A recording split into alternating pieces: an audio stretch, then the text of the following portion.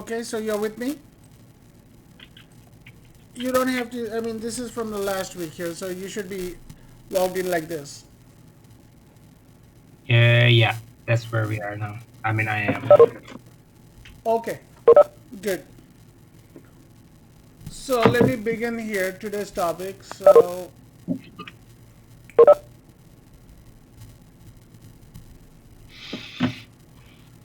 very first thing I'm going to talk about today is the CLI.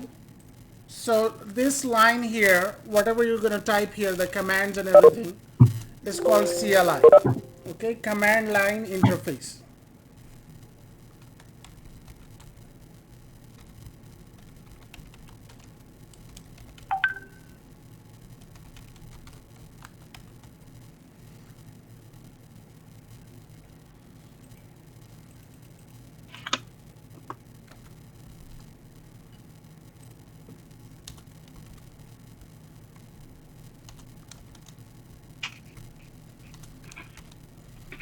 So everything you're going to do is going to be in here, and if somebody comes up to you and say I'm having issue on the CLI, whatever that means, this is where they're having problem, command line.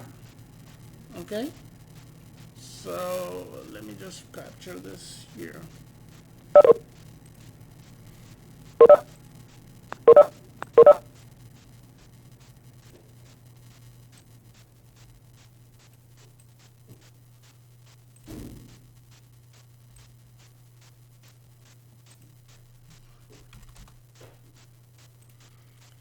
Okay, good. So everybody clear about that, right? What is a CLI means? Command line interface. So let's talk about the root, the user root. Okay, whenever we log in, usually you're gonna be end up getting the root administrator, because you will be a network, I mean a Linux admin. So this is where you will have a root access. Okay, so Hello, can you hear me, sir? I'm sorry. Okay, I was trying to get your attention earlier. I'm not sure why it wasn't. You weren't able to hear me. I had to log back in. Yes, I'm still having a problem with logging into Roots. I'm the one that posted that Oh, chat in the okay. chat earlier. So yeah, so Yeah. I'm still having that difficulty. Okay. Yeah. Give me your team viewer. Okay,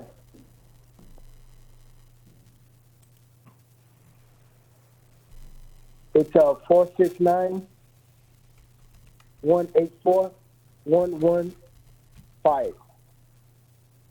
184 115. 115 469. 184. No, no. You're actually looking at mine. Give me your Oh, ID. I'm sorry.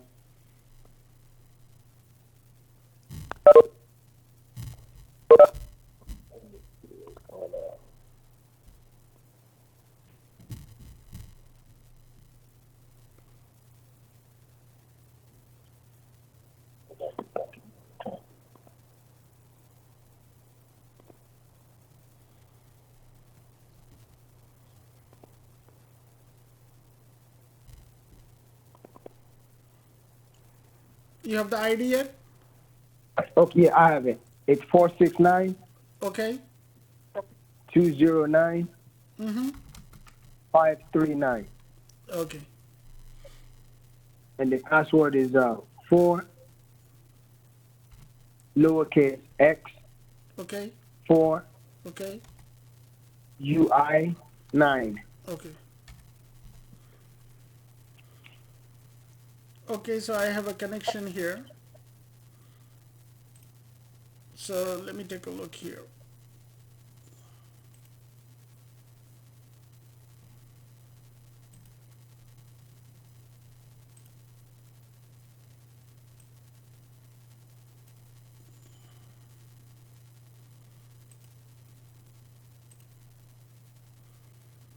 Okay, so you have this running here, and what else you have here? Let's take a look. You have too many times launched here.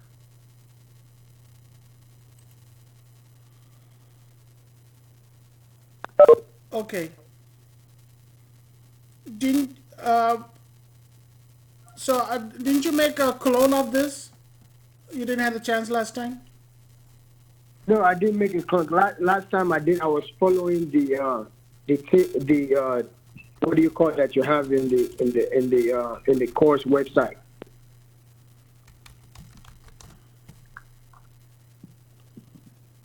Okay, what was the password? I mean, the password that I created, it was OLA, uppercase OLA, Mm-hmm. That's it. OLA. uppercase O, yeah, uppercase O, Okay, hold on. and Let then me open text. lowercase.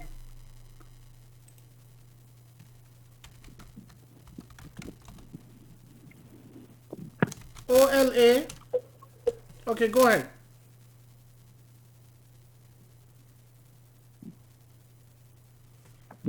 Okay, so let's do this here. I'm gonna type in exactly the way you showed me.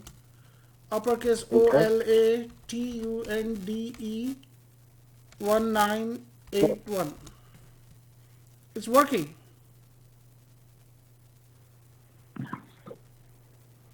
So I think I told you It's working. when you're typing in it won't show. It won't even show the asterisk anything like that. But it's typing. Oh, okay. Okay. Okay, so Okay. that's one of the security features. So usually Okay. usually I keep it for the class. Just keep it simple like Red Hat or something. So Okay. now where is your putty? Let's find your putty. Okay, right here, putty. So I'm gonna bookmark it down on the bottom here, pin it to the taskbar, Okay. and you know what? You might want to make a clone here. Let's shut this down and make a clone before we. Yeah, oh God. Okay, I'm gonna do this real fast here. Okay. Okay, sir.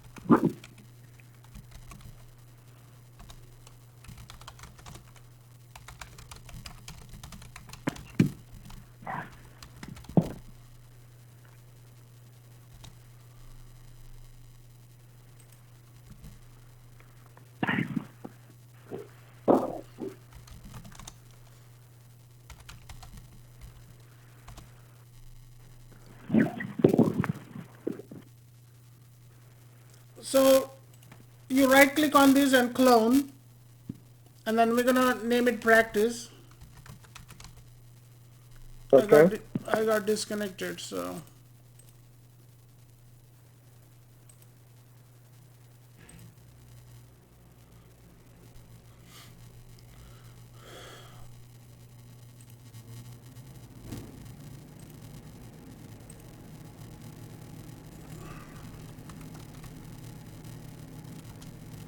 So you want me to save it as practice? yeah, Okay. and then go next, and then we want a full clone. So looks like your machine is fast. So it should take not too long. See, you're done in one minute. So now all the pain we went through last week, we don't have to do all that. So now you start this, So start the practice. Okay. and then we're gonna name it here. Did you went through this here? Modify. I usually keep it yellow here. And appearance.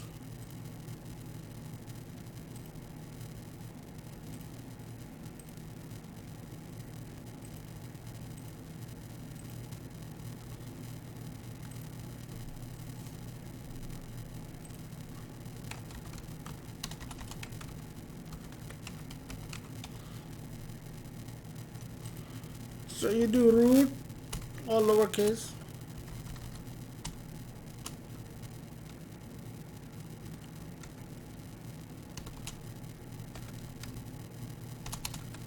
I think cap lock is on your keyboard. Okay. Yeah, go ahead and log in. Okay. And the password.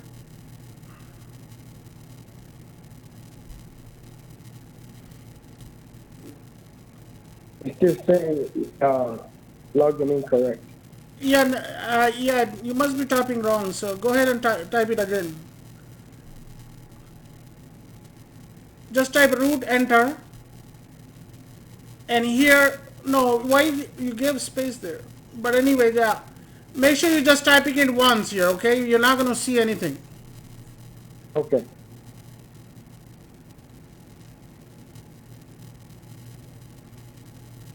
And then Okay, hit do I press enter. enter? Yeah, hit enter. Okay, hold on. Root. And then the password, watch. Think it as that. Yeah, so you have to type the password, but you can't see the password, okay? Okay, let me. Is your cap lock on? No, it's not on. I just got there. I know it's not on. So Okay. enter.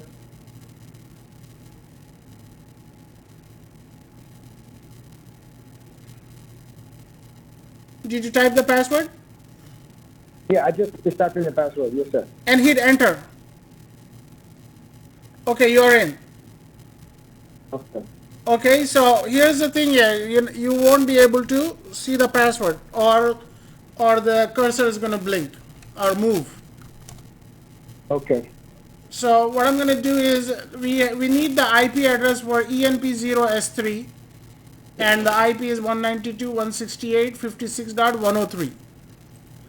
Okay. Okay, so what I'm going to do is I'm going to type it in here, 192.168.56.103, and then save it.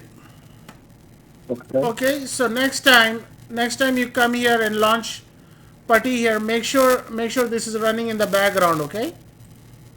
All you have to do is double click on practice, and then it will log you in. You just click yes and go ahead and log in the same way. And yep, you won't be able to see the password. Hit enter.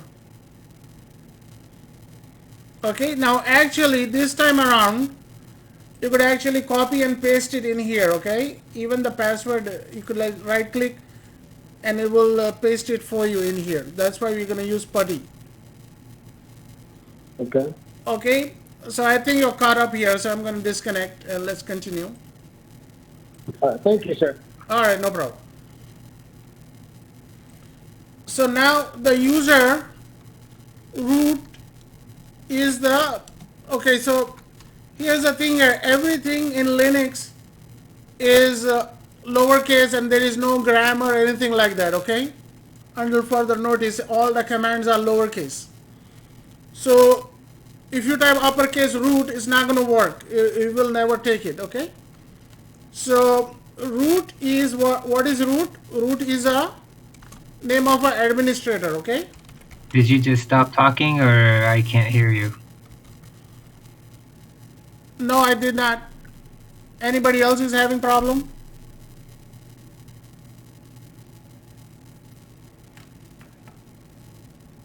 I'm able to hear you. Okay, others can hear me. Yeah, I can hear you fine. Yeah. Yep, I can hear you. Yeah, you're good. Okay, good. So root is the administrator, and in other words, he is a super user, okay? and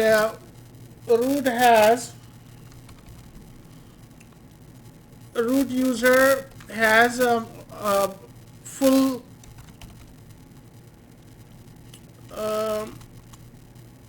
the full access. Okay, and you cannot rename the user.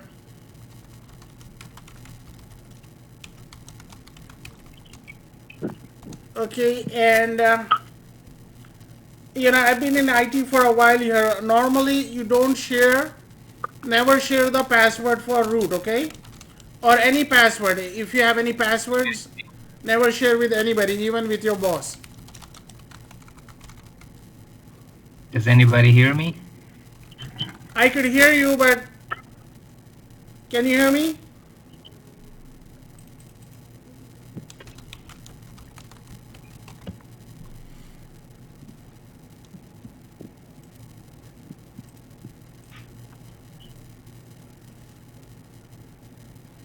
Okay, and then passwords, don't put the password in email, chats, or messages, okay? Especially the Linux password is very, very important.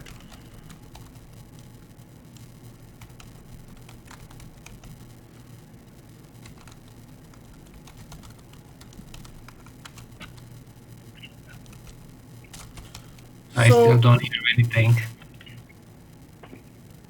Okay, can you re-log in again?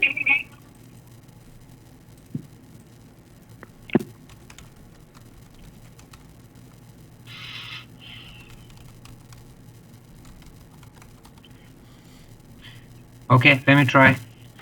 Okay.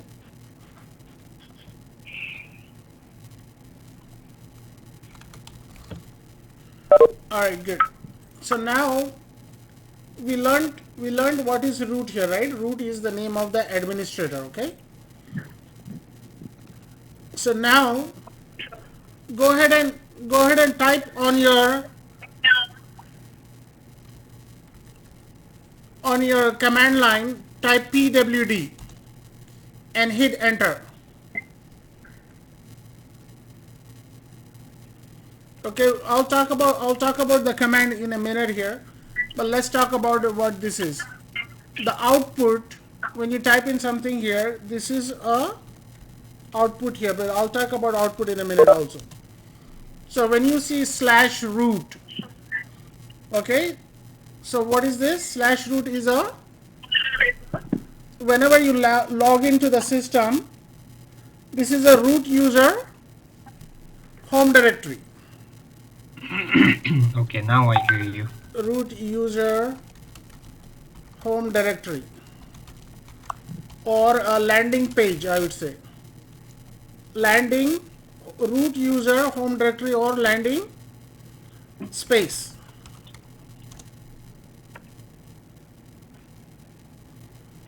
Okay,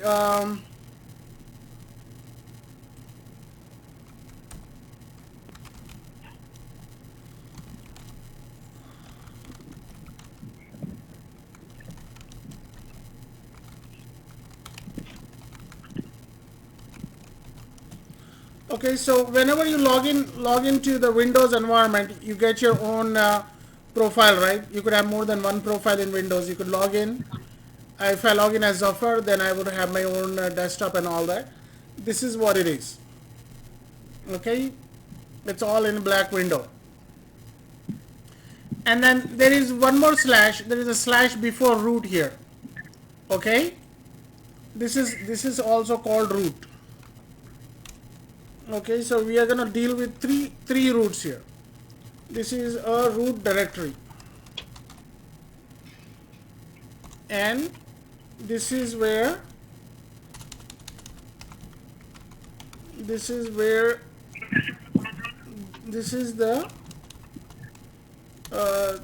the topmost directory.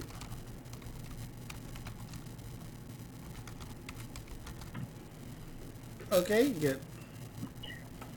So we have VirtualBox, which opens its black screen, and then we have Putty that Putty also opens the black screen as a root.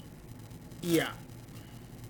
So right now don't worry about this here, because sooner or later VirtualBox is, consider VirtualBox is as a, in within VirtualBox you have so many, you will have more than one virtual machines, right? So we are Yes. right now whatever is running we are connecting to that one, and if we have another one we could have one more session here. We could open a new session and then we could type that IP address, then we'll connect to that here. That's a good question here. Actually, let me take a step back here. Um, let's see here if I could find any graphics here.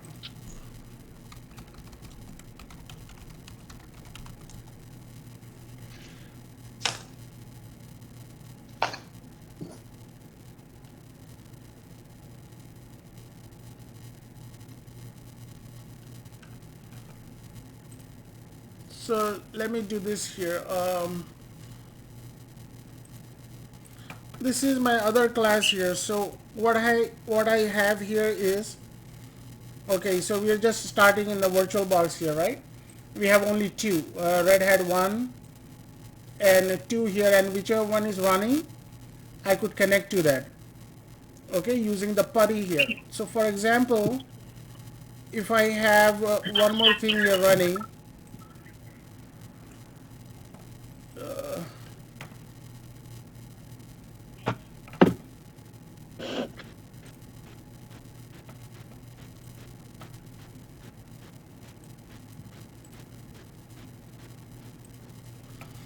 so over the period, by the time the class is over, whenever I launch PuTTY in here, see I have so many connections in here set up, okay. So one of them I'm connected to is this one here.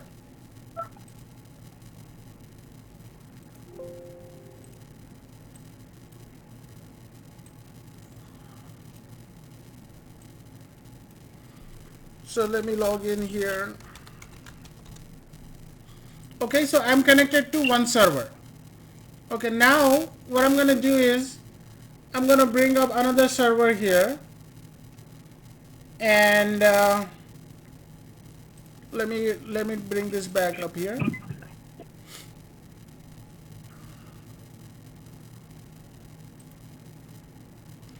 So each of these servers in here, consider them as a physical servers.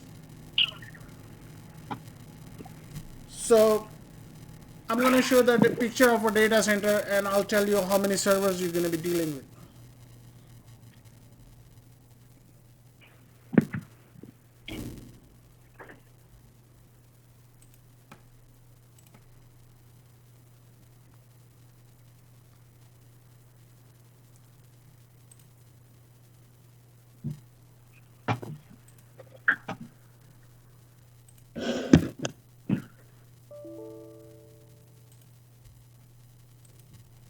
Still loading here. Okay, yeah.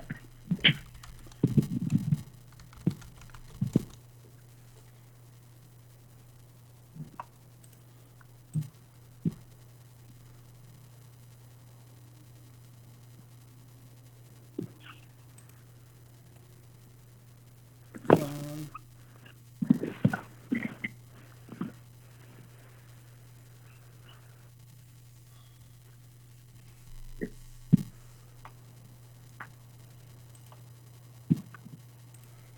Okay, so I have two PuTTY sessions here now. One of them is connected to one server, and another one is connected to another server here. So which servers are they connected to? In this case, these are virtual, okay? So we can afford to have physical servers. So all these are virtual. You could take the CentOS image and you could literally put it on a physical computer, and it will work the same way. So right now we have this PuTTY session. The bottom one, I'm connected to this one here, the one that says I'm connected to this server, okay? And then the top one I'm connected to in here. So that way you could connect to multiple servers using PuTTY. Okay, it allows you to do connection, and then once you are connected, you could control the server from there. Okay, but here's the thing, let me find a good graphic, that way you know what it is.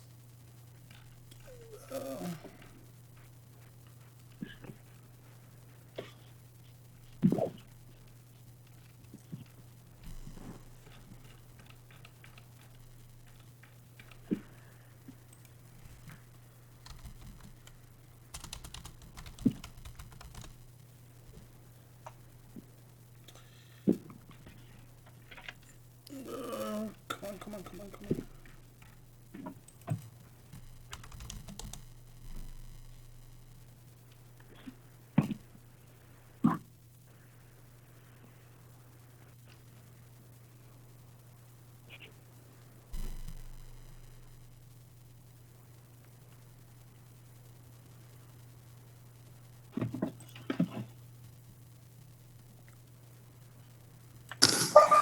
And what was the command to get the IP addresses for all three of them? Yeah, it's IPA. IP space IP, A. IP space. Okay.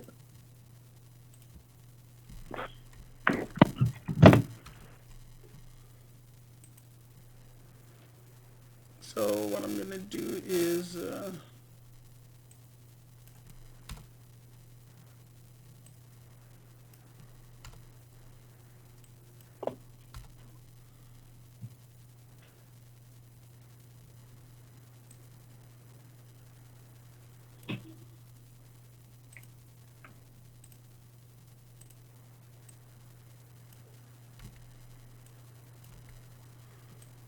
so you have this server here. Okay, so this is your work terminal. Okay, um,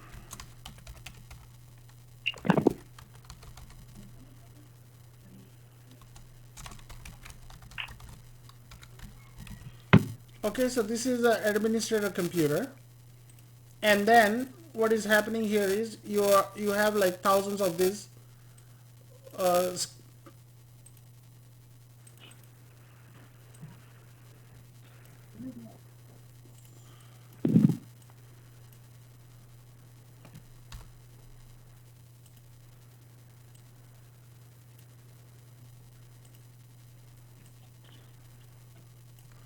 so what are you using here is you're using PuTTY. Okay, so you're using PuTTY session, and let me see here. Okay, so you have all these connections in here, right? So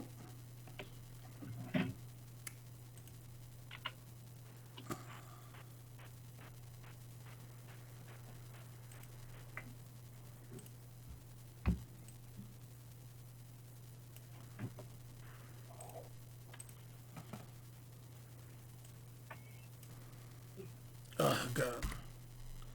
So what you have here is on your system you're running PuTTY.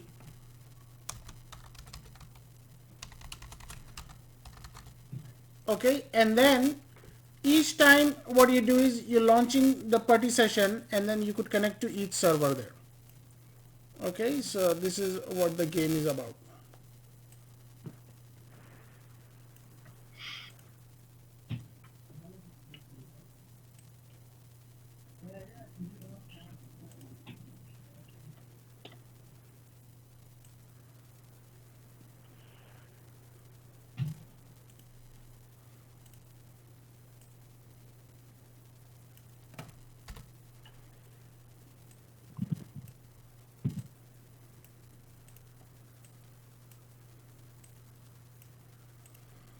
Okay, so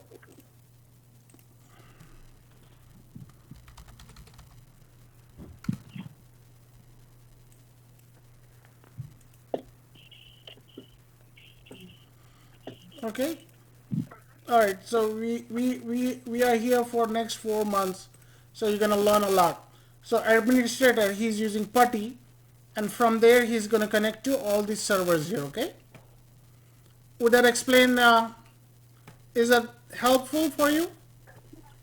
Yes.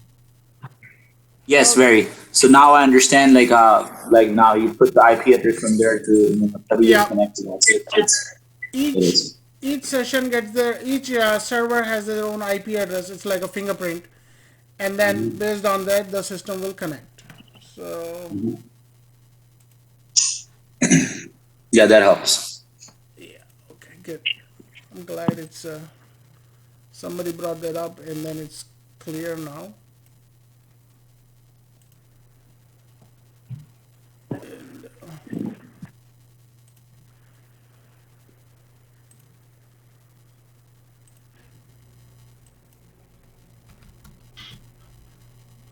Yeah,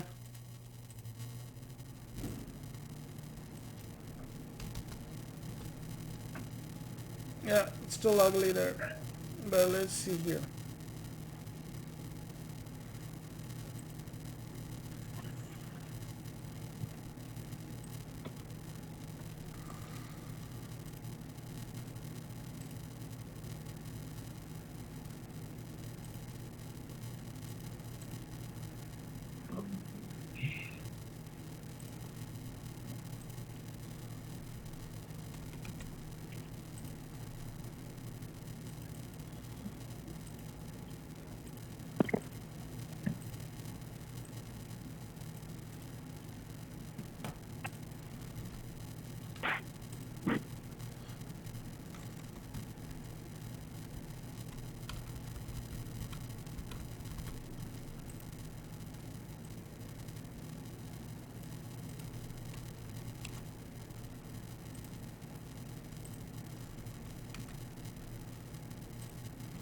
Okay, so let's move forward here. So where are all these servers here?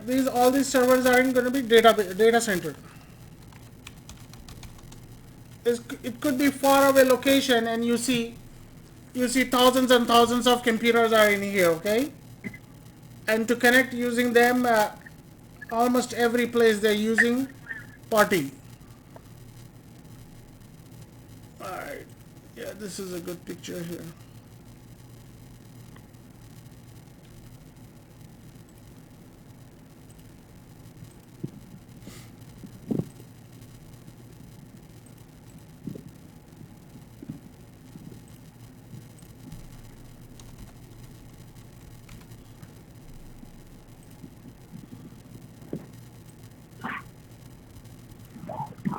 Okay, good. So now what are we dealing with? We are dealing with three things that refer to themselves as root. Okay, very first one is an administrator. He is a root, and there is nothing above it, so he could even change the uh, so so never root has full access, and root user cannot be renamed. Root never share password here. Okay, and all right, so let me delete this here. And then one other thing, you type pwd here. I'll tell you what pwd in here, and you will get this output here. It's called /root. Okay, what is /root is? This is the landing directory. Whenever you log in, this is where you're going to be landing in. And then there is another thing right before root. It's called root directory. Okay, this is a topmost directory from where the operating system starts here. So if you type root directory,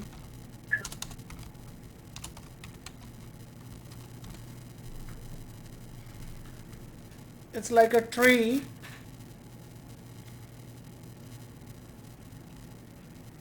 Yeah, look at this. This is upside down tree here. Okay, we're gonna go through all these things here, but this is what it is. This is topmost. There is nothing above that. Whatever above is hardware. Okay, so let me put that in here.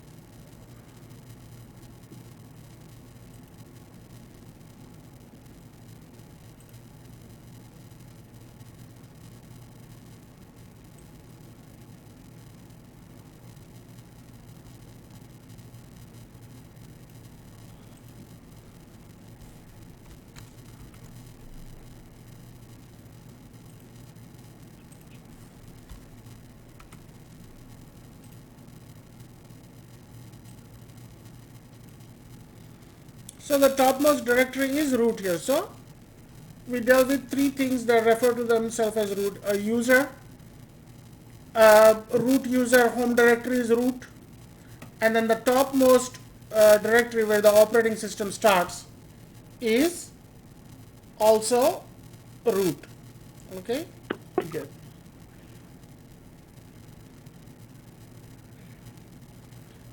Okay, so now in Linux,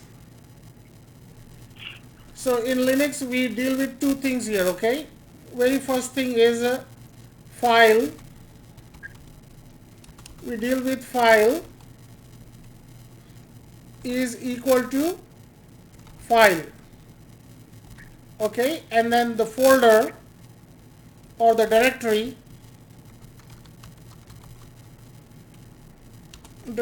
or folder.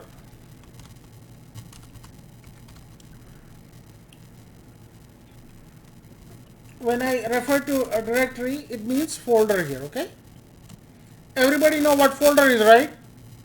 In Windows, folder is in here. This is a file, and this one is a folder here. So you got the idea.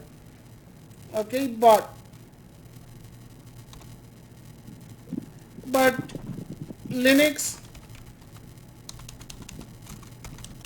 for Linux, a file and a directory is also file.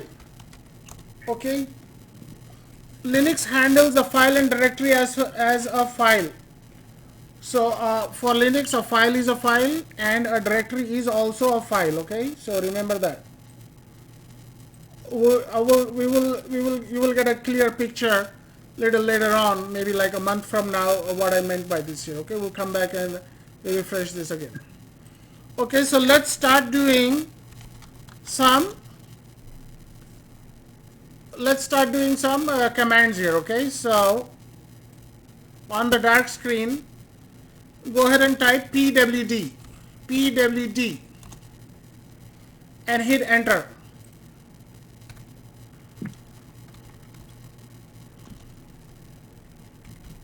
So this Microsoft Windows, they always do autocorrector. So whenever you're going through this document, if you see something uppercase, just double check. Most of the time it's just Microsoft Windows or not Windows but Word document, they are doing autocorrection, spell check and all that.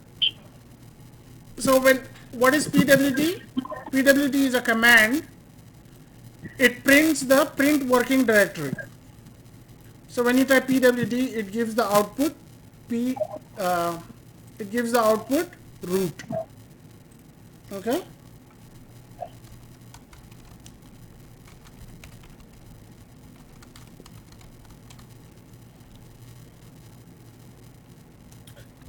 The official word is print working directory, but most of the time I call this as present working directory.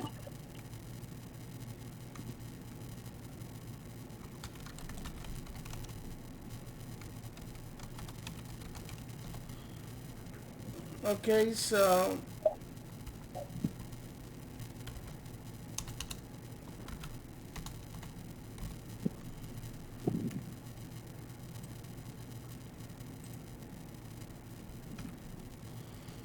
okay, and go ahead and type clear. What does clear command do? Clear command clears the screen.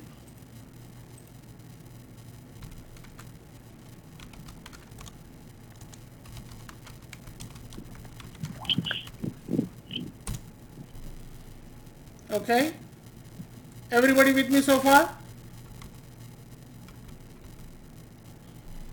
Okay, good. So now let's go ahead and talk about input and output. Okay, what is input? Any command you're typing in, if you're typing in a command like pwd, there is an input. There is something you're asking the operating system. So your operating system is accepting an input from the user. And when you hit enter, the response from the operating system is output. Okay, so this is called input. Input is not a command, but it's just a concept here.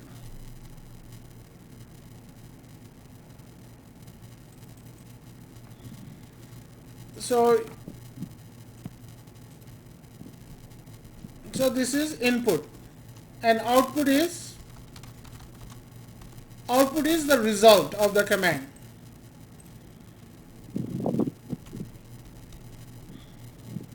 So here you see input.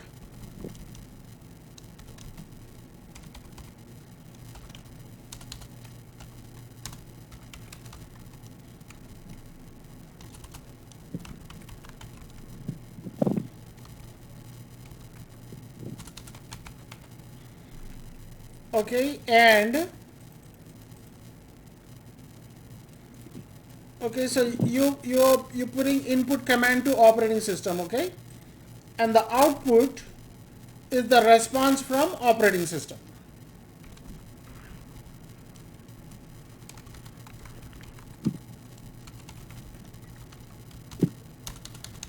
Okay, when I say OS, that means operating system, okay? All right, good.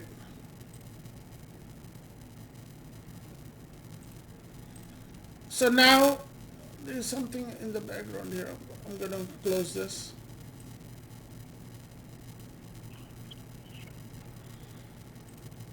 So the next command we have is cd. Okay, cd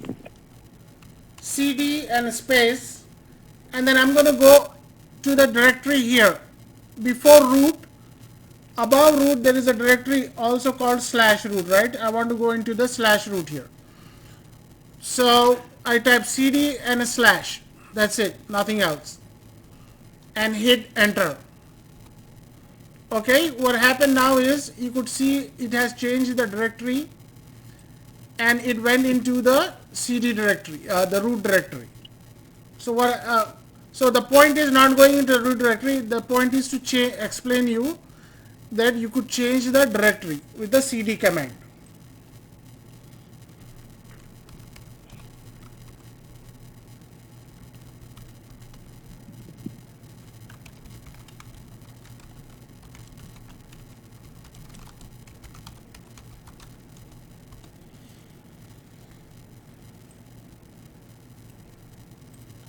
So in PuTTY, if you just highlight it once, if you highlight it, it's already copied. Once you highlight it, the PuTTY, it will allow you to copy it automatically, okay? So that you know.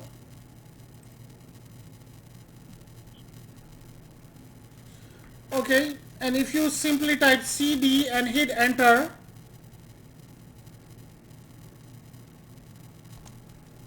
you jump back to the home directory.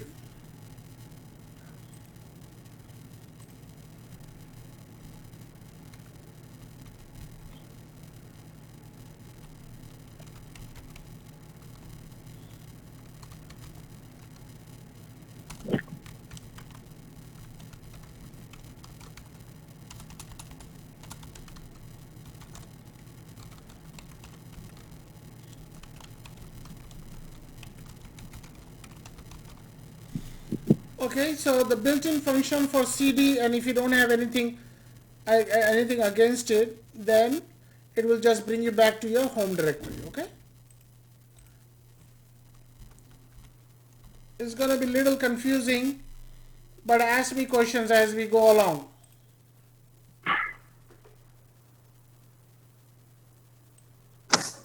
So far, it's super easy. Okay,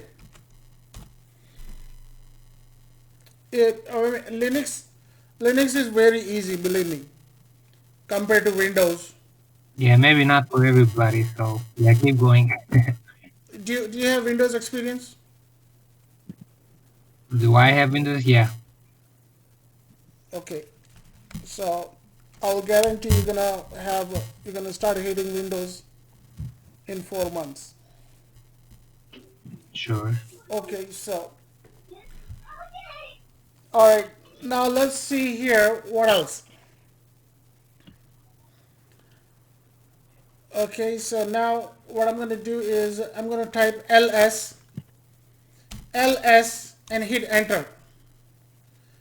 ls stands for list. Okay, so everybody should have, there should be a file named Anaconda. That's a system generated file here, so don't worry too much about it. But what ls does is it will give you the listing in that directory. ls.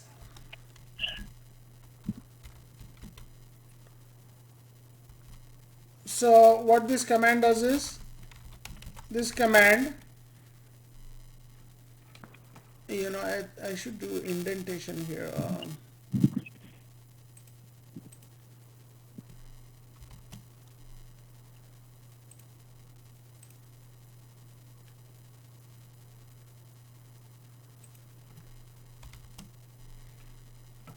Okay, clears the screen. Input, output, you got the concept. Allows you to change the directory.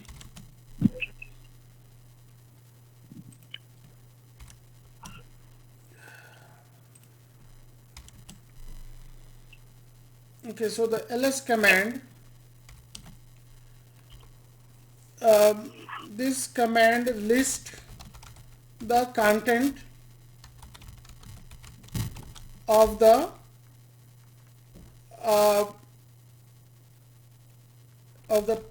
PWD directory. Whatever directory you are in, it will give you the list. Okay.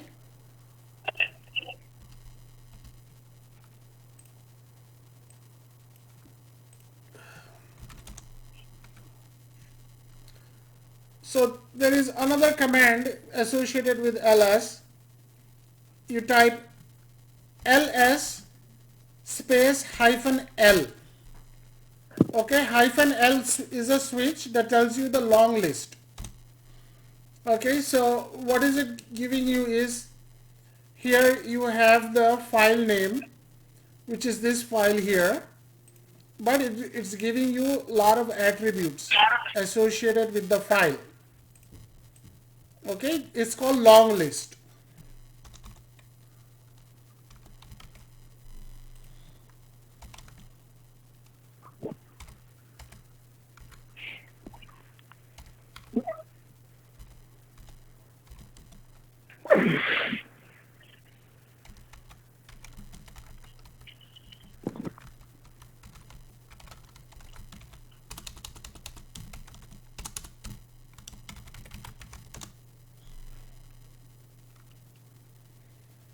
Okay, and it provides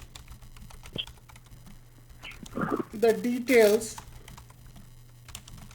of the list content. Okay, so these are all the details of the file here. Okay, this is our file Anaconda, and it's giving you a detail here. So all these things are, these are the permissions. It's a big chapter, so we're gonna go through that permissions here, and then this is the link. We're gonna go through all that. This is the owner, this is the group, and this is the size, and this is the time and date stamp here. Okay, so we'll go over all those in a different chapter here. Okay, all right, let's move forward. So the next command is ls-a. Okay, so when you type ls-a, you get a lot more output here. So let me clear the screen. ls-a. Okay, remember I told you earlier, this is the input and this is the output here, right? Now we are seeing some valuable information here, things that will tell you all these have some meaning in it. Earlier we typed earlier I explained you about input and output. It didn't make any sense here because it just said /root. Now The output is giving you a lot more information here, okay? Output is what is displayed on the screen. Okay, good. So you type ls-a. What does ls-a does is it will give you, it will show you the listing which is hidden. So it shows you the list of files,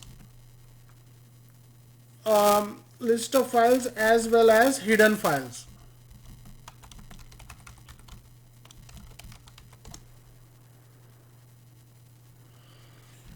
Okay, so and folders. Okay, so I've been doing Linux for a while here, so to me file and folder is a file, so that's why I'm keep saying file here. So for now I'll try to use folder also at the time. Okay, and now,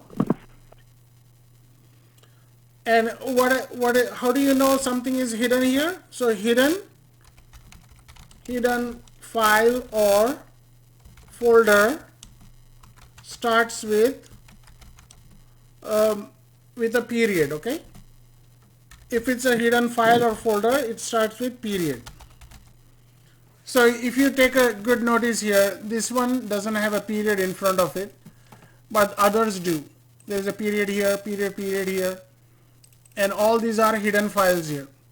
What you could do is you could do the combination of switches here, ls hyphen l long list a hidden files. So now you're getting a lot more information using the combination of two switches here. So you combine two switches here, right? You could use it independently or you could use it together. So what is it doing here is it's giving you information here along with the regular file. You do a regular ls, it showed you that information, and then this one is a file, and these two are directory. How do you know these are directory? If you see on here, it starts with D. If it starts with hyphen, that means it's a file. It starts with D, it's a directory. Okay, good.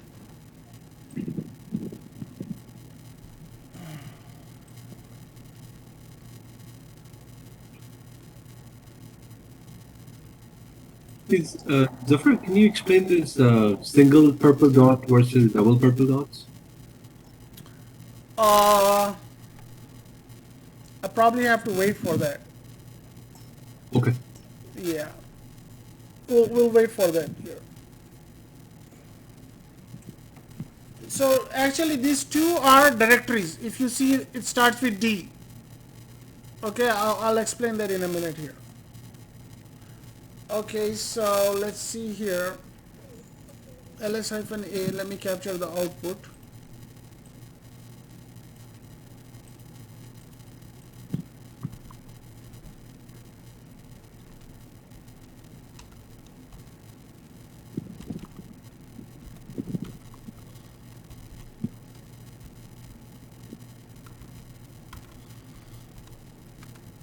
Okay, and now you could see how this thing is progressing. It's going to go into more complex stuff here.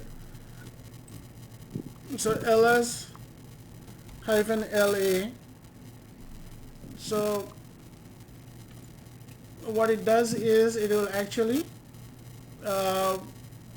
give you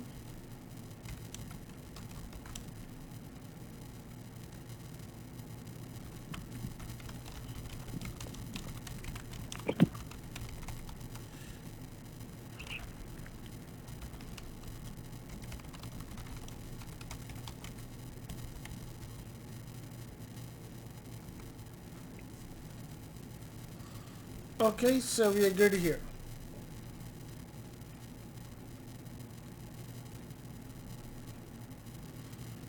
Okay, now another command we have here is, let me clear this.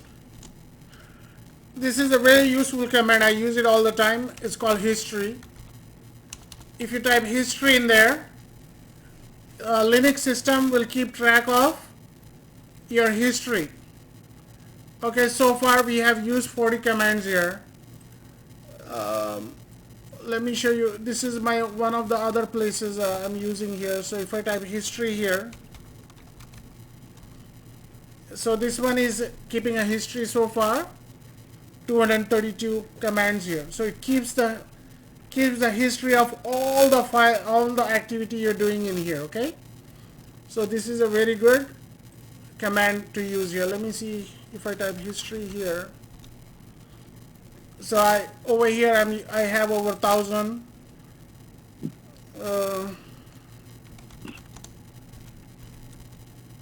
So it's keep tracking of all the history activity here. So if you go into work and you see type history in there, and you see more than or close to 10,000 lines, don't be surprised. Okay, that's normal. Can you clear it? One more time.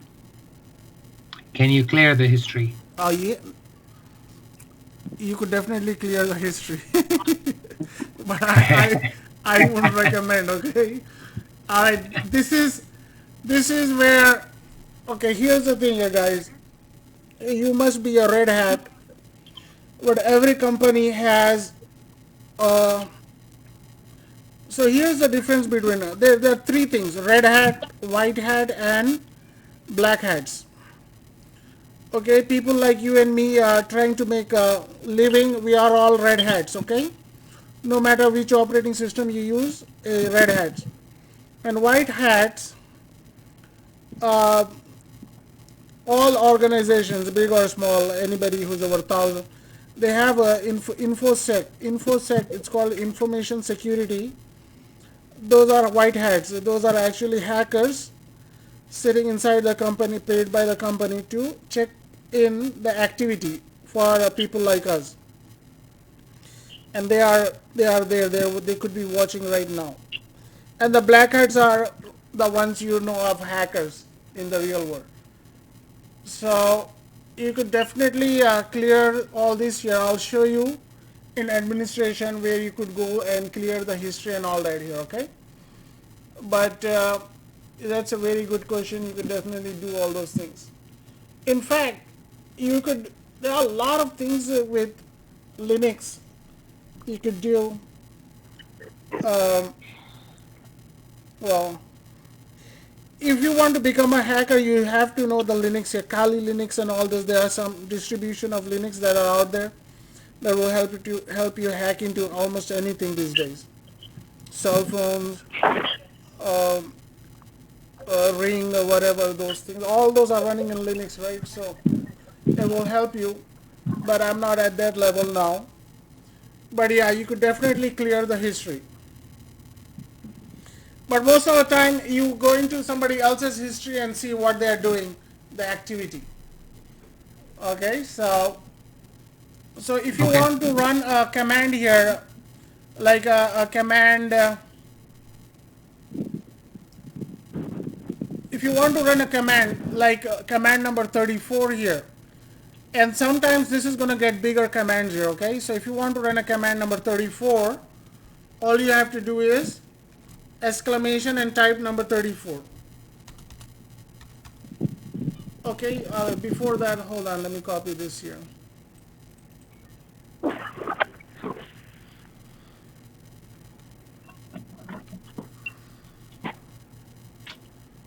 So history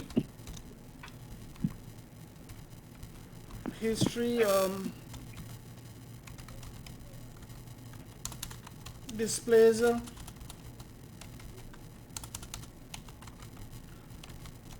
the history of commands you've been using.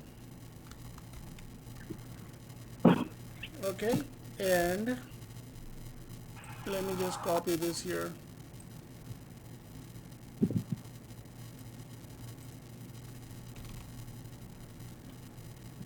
So it copies that for you. So if you want to run the command, you type the exclamation and number against that command.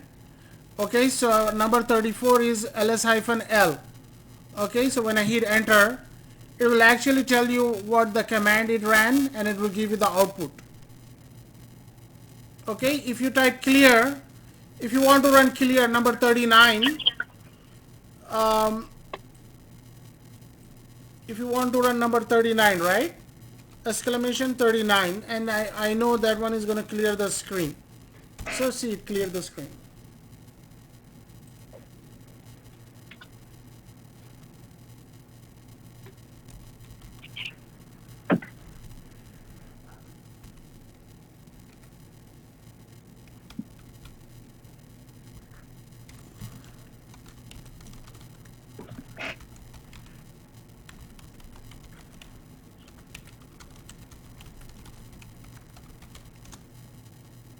But you already have these commands saved, right? We don't have them saved.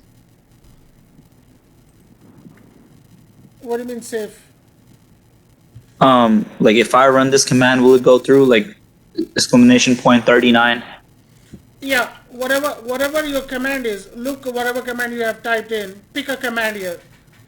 Okay? Mm-hmm. Whatever number is assigned to player. So mine would be different than yours here. Even though we are following along, it's possible it's different. So what commands you have so far? No, I was basically, instead of putting clear, I was putting exclamation point and 39, and it says invalid command. Yeah, because you're not there yet. Type history and then tell me what is your command number 30. And use the scroll. You could use the scroll on the keyboard to scroll up and down. I only have 29 commands, so I don't have anything after that. Okay, so what is number 28? It is ls hyphen space hyphen la. Okay, so put down exclamation and 21 and it will run that one for you. Oh, makes sense. Okay? Makes sense. All right. So we're not there yet. You have more commands in there. Yeah. You're going to rake up thousands of commands, believe me. So this is how, if you're troubleshooting and if you're going through back and forth, and this is how you're going to trace back, oh, I did something if you like, okay, here's a good example. If you found something which you have done earlier and fixed something, right? So what you could do is, okay, let me go back to that server again and see what I have done in that past to fix a problem, specific problem. So you type history in there, and then you see, oh, okay, these are the steps I took. It wouldn't be too long for you to figure out what actions you have taken, because history tells you everything, right? You could go back so much and see all the And then look history at it. commands. Yeah. Sounds good.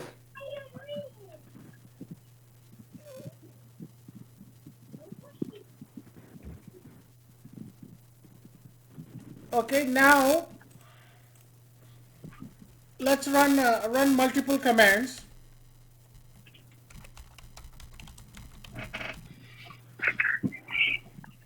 So if you add a semicolon, not a semicolon, yeah. What is this? Colon, yeah, semicolon. So let's clear the screen. I want to run multiple commands here, okay? So I want to run ls hyphen la, and then I want to do pwd, then a semicolon, then I could do another command here. Let's see.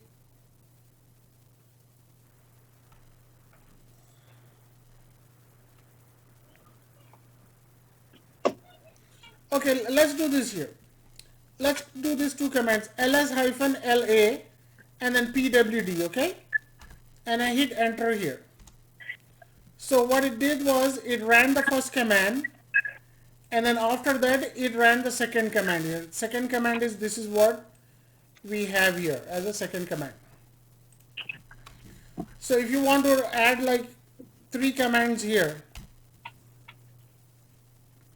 if you want to do cd/root, okay, so what it will do is it will run that command and then put you into the cd root directory.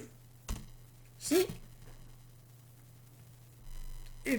this is the first command. It ran from here to here, first command, and this is the second command. This one is, and third command is cd/root. So it put us in the root directory. You see, if you notice down here, it is showing /root. Okay, I'll show you how to run multiple commands again little later here, because once we wake up real valuable commands, I will show you how it really works.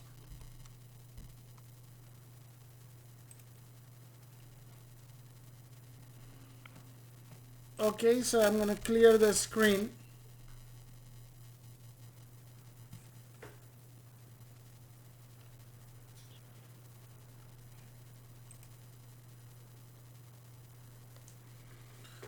Okay, so now enough of those commands here. Let's try to create a blank file, okay? So how would you create a file in Linux? It's pretty simple. You use a command called touch.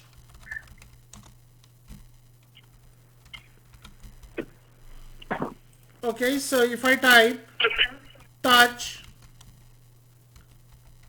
file1 and you hit enter, it creates a file for you.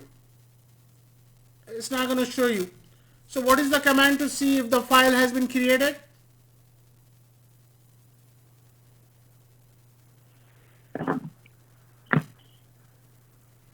So if I type ls, the file is there. It says file1. If you want to see the details, ls-l, and you see the permissions here and who created, the size, and you see here the date stamp, October 10, and this is the date stamp here.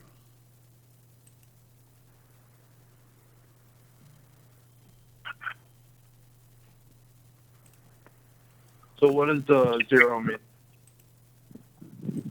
This one? Yes. Yeah. So actually I'm holding this, I'm holding all this here. That's a big chapter in itself to explain all that here. But at the moment right now, this is the size of the file. The file is 0 kilobyte. Okay, I have a question for you right quick. I used that touch file1 to create the file. And when I put ls to try and see if the file is created, what it showed me, it just displayed library, media, opt, root, SBIN, system, USR. And that's That's what you're in the wrong place here. Type CD and hit enter. CD? Yeah. Okay. Now you should back to your working directory, home directory. Now go ahead and do touch file1. Now you should be able to. Okay. Yeah, he returned it. Yeah. Yeah, here's the thing here. It's going to be a little bit confusing until another 2 more classes, okay? Why? Because there are so many things interdependent. I won't be able to tell you so many things simultaneously. So once the place where you got all that lib and all that, you were in a different directory and you were wondering how that happened, because you probably run this command. We went into cd/, right? cd/ will take you in a different place. Zafar, can I ask you a quick question? Yeah. If you look at these two files, right, it has one root 0. What is that 0 mean? This one? Yeah. The size, the file size. Okay, got it. Thank you. Yeah, we just create a silly file here, right? Touch file1, and there's not enough information sitting in that file here. So all this gonna be from here to here. The highlighted stuff is a big chapter in itself. So I'll go through all that here. a lot of things are going to revolve around this. The highlighted thing you see on the screen, a lot of things are going to revolve around those items there. But yeah, so right now what I'm trying to do is we're going to navigate through how to use this before we get into other stuff here. So what I did here is I did touch file 1. So it creates a, a simple file for you. It creates a file for you.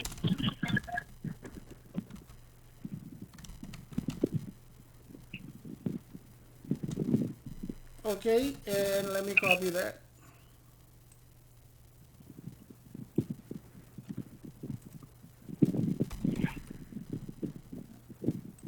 I'm going to remove the Anaconda file so we are not dealing with it.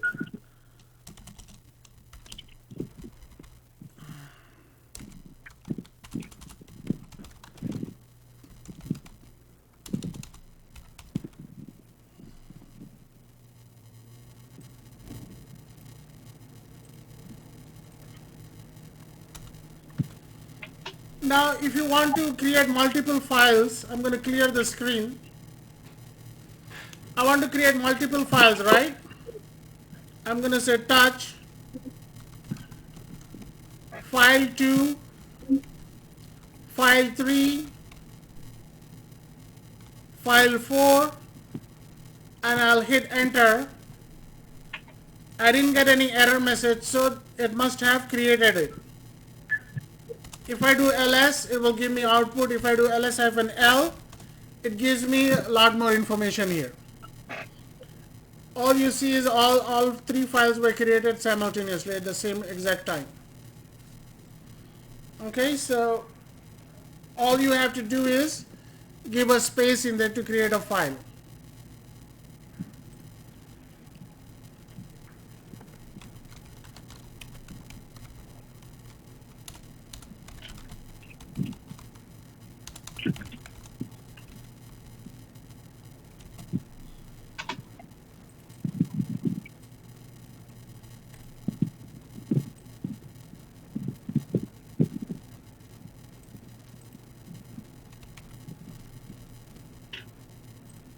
Okay, so it created those files for us.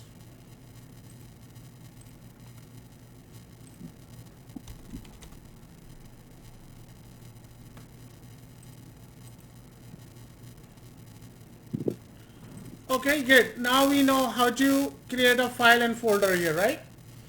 Now, before that, let me go ahead and create a hidden file. Okay, touch. And then if you give a period and then file 5, it will be a hidden file. If you do regular ls-l, it won't show.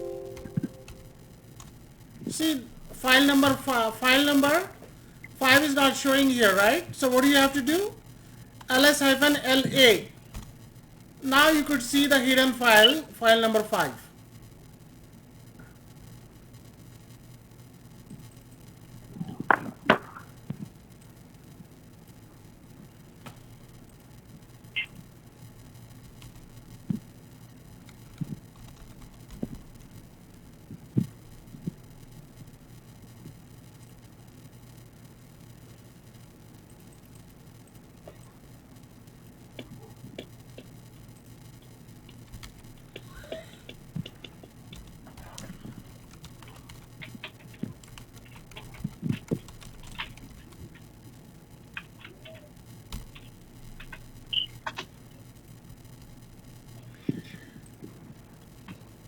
Okay, so you do ls-la. I'm not putting the entire output. I'm just putting in here, okay?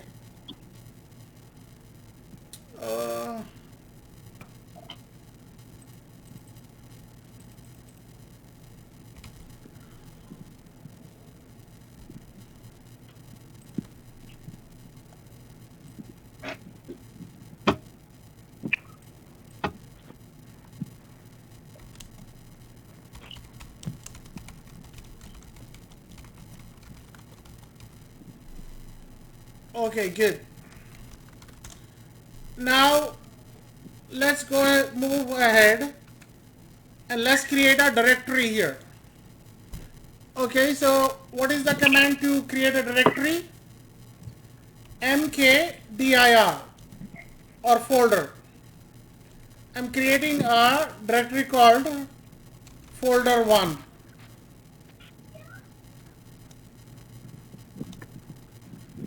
ls.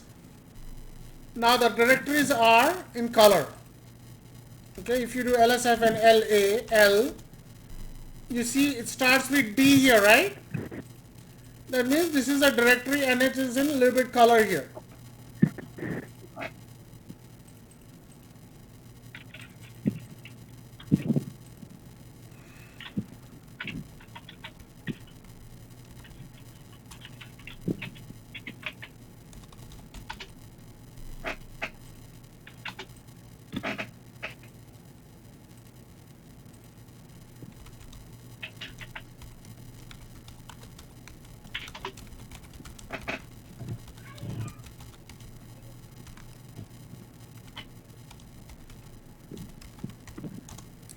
So we didn't specify where to create it. We told it to just create it here. So it created the directory there, okay? I only have one file. Do you want me to create 2, 3, and 4? It's up to you. Did you get the concept? Yeah, I get the concept. You know, go ahead and create it because there is a space after each file. File 1, then space, file 2, then space. If you do like file, then space, then 1, then 1 will become, wherever the space is, it will create its own file, okay? Careful with that. Sounds good. I create a file and a folder. Now I'll create like more files. Okay, very good. I got a question. Sure. So when I hit ls space -1, It's not 1, it's it L. gives. Oh, it's L. Oh, okay. L stands for long list. Right. Sorry, that's what I was doing wrong. Okay, got it. I did the same thing, man. Don't worry about it. You're not going to forget for the rest of your life. It's L. First of mine is saying when I put the ls 1, it's saying command now. Oh, I think I see what I'm doing. Okay. Yeah. It's L, not L1. Okay, it's showing total 4, but it's not showing it as the way yours is explained. I has the RW dash. It just returned total 4. That's all it did. Yeah, but you have to run the command mkdir. I did already. I did mkdir at the beginning.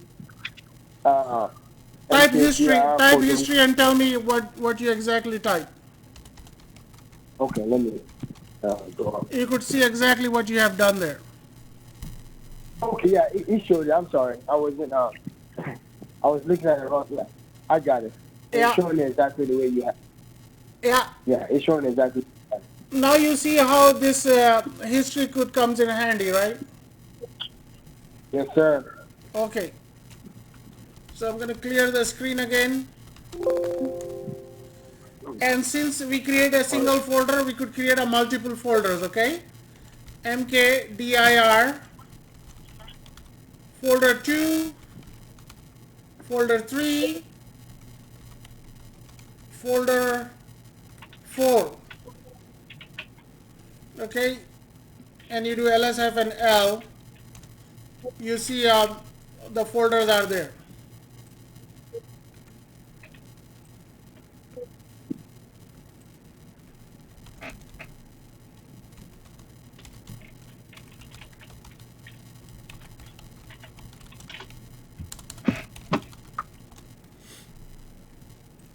How do you delete a file or a folder?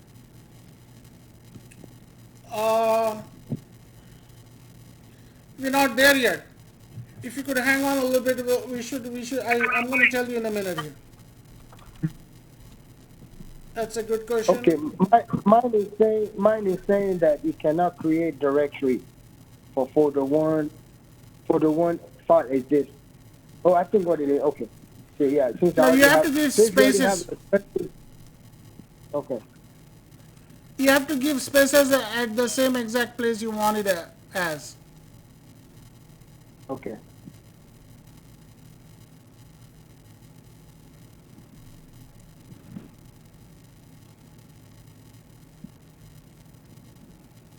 Okay, got it. Okay. All right, good. So now with a directory, you have to create a directory inside a directory, right? If you want to create a folder inside a folder, it is necessary sometimes, right? It's not a file, it's a folder. So a folder could be inside another folder. Okay, so we're gonna have to do that. So I'm gonna type the command mkdir -p.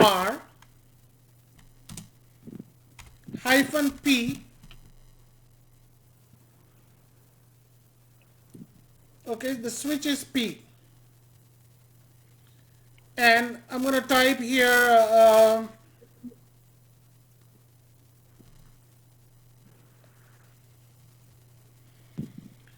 I'm gonna type here red hat.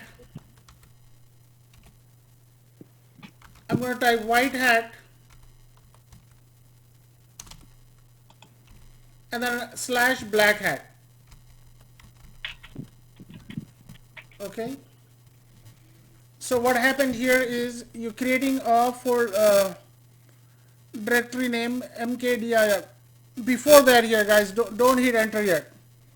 Before that we need one command here which is not already installed in the system here. Okay, type yum install tree -y. Okay, don't hit enter yet. Everybody type exactly the way you see on my screen. Is that after install? What is it? Tree, like a tree. TREE. Oh, tree. Okay. And -y and hit enter. So I mean, don't worry about what yum is. We have a big chapter about that. But right now, go ahead and hit enter. It's gonna connect to internet and download the tree It's utility. doing.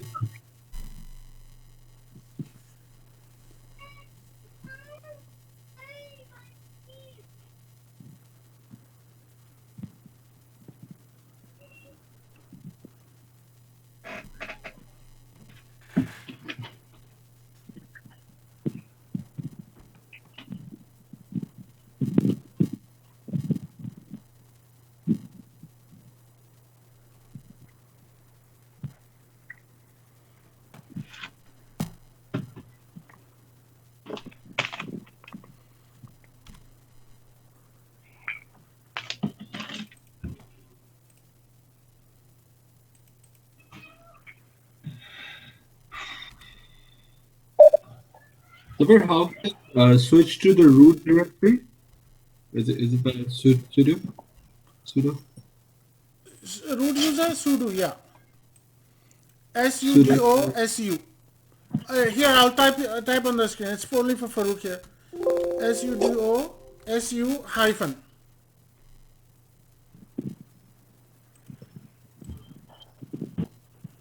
It's for what? SUDO and SU hyphen?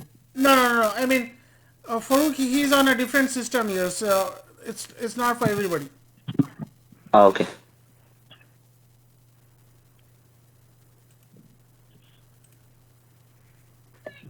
Zafar, is there a generic password for root? No, it won't be a generic password because you connected using the key, right? PEM key. Yeah. So that user, it should be a part of a pseudo group. All right. We'll chat after. Not the show. Okay.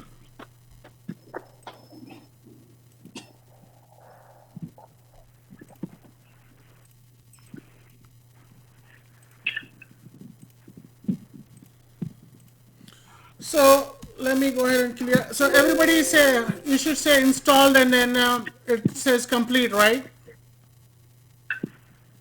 Yes. Okay, good. Right. So let's create. I'm gonna create. Give me 1 second here.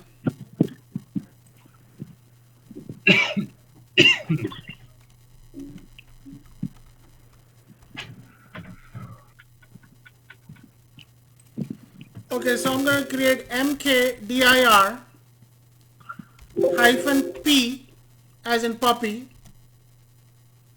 I'm gonna say red hat, then a slash, then type white hat, and then a black hat. And then I'll hit enter here. So what happens here is, with this command, it creates a folder named Red Hat. In that folder, it creates another folder named Red Hat. I'm sorry, White Hat. And then inside White Hat, it creates a folder named Black Hat. So White Hat is a parent directory for Black Hat, and then Red Hat is a parent directory for White Hat. So White hyphen hat. P means parent. Okay, so you're creating those directories.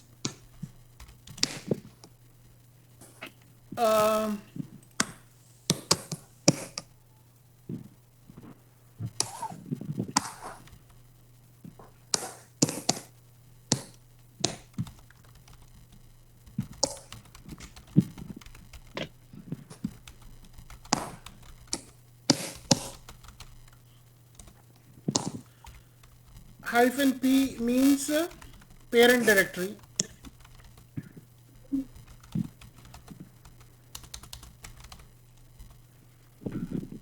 Okay, so this will also check for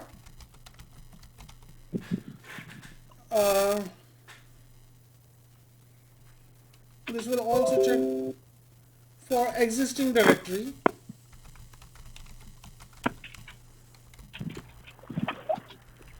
And it ignores if it's already there. Okay, so let's go ahead and type tree here, T-R-E-E, and hit enter. So what happened here is, take a look here, it will give you the output here. Now you have some kind of graphical visualization here. So it created a directory called Red Hat. In that directory we have White Hat.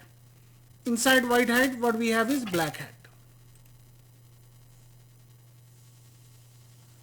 Okay?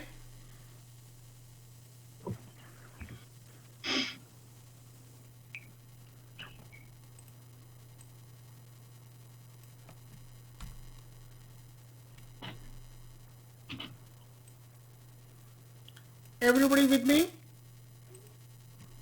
Yes, sir. I am. Okay, good. So let's move forward here. So I'm going to highlight here what happened here.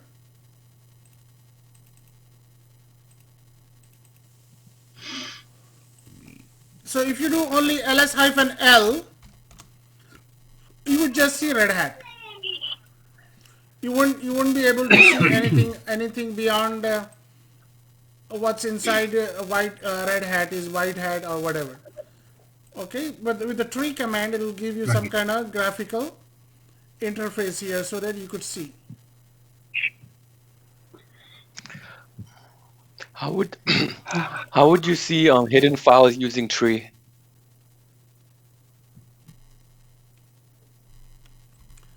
I'm not sure if it's available in here. So type tree -a. There you go. You type tree -a, it shows you the hidden files also. Okay.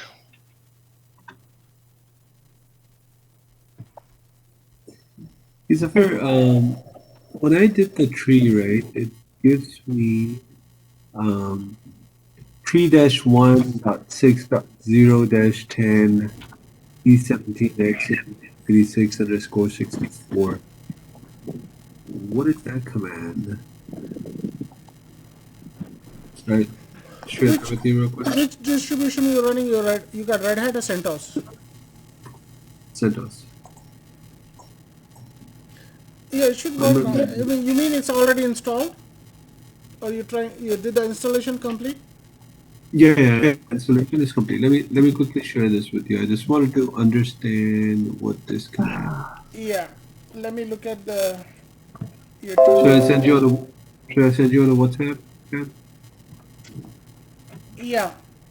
Yeah, you could send me WhatsApp.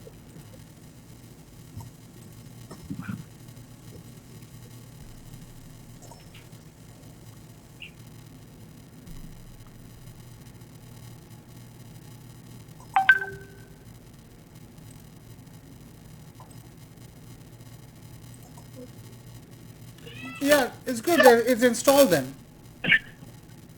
Yeah. No. What my question is, you see under where it says verifying :3-1. What is that? What that tells me? 3-1.6.0-10. Though, I know it's activity 64, which is in the one itself.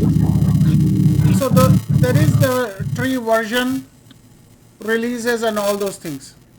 Oh, okay, got it. I mean, it's a full package name. When I installed here, it's the same thing here, 6.0, installing and then verifying. And it's matching what you have there, actually. Yeah. So 1.6.0. What is? It's just a version control that automatically. These are 1.6 is the version. Oh, And then 1. these are like the updates, releases, full release, all these things mean something. So we'll cover that in the YUM, the package patching class. Okay. Tree is just a command to. Yeah. It's a visual command for folder structure, basically. Is that right? Yeah, it is very good for folder structure. Yeah. Okay. Even if not, then it will give you how this is listed. Your tree actually gives you, like here, for example. Let me clear this. So if there is no folder within a folder, it would have been just stopped here. So you would know. Now I have to explain this, what this period and two periods you mean. Earlier you asked me. So sooner or later I have to explain that. Okay. But I'm just holding it out. So let me complete this some commands here and then I will come back to it. Okay. All right. Sounds good. Thank you. Okay, so what happens now is, so it created a folder inside a folder here. So everybody is clear, right?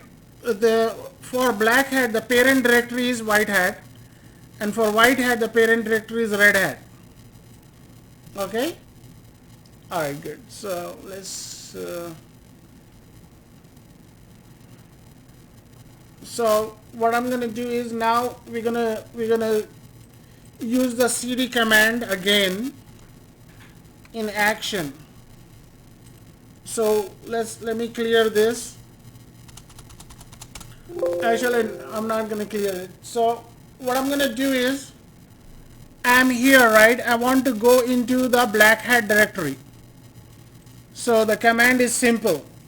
You have to type cd, then red hat. By the way, get in a habit of using a tab key. The tab key on the keyboard,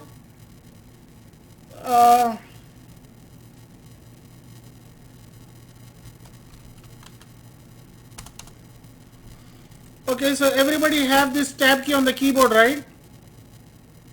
So how the tab key works is you type the name, partial name here, okay? You type the name of the file or the folder partially, and if you hit tab, it will autofill it for you. Okay, and then And then Yeah, if it there does. is nothing else is matching, if you hit tab, it will automatically just fill it for you because there is nothing else in there matching anything else. So whatever is in there, it will do it for you. And push tab again, and then it will do black hat 2. And hit enter. Now you see it says here black hat. You are in a black hat directory now.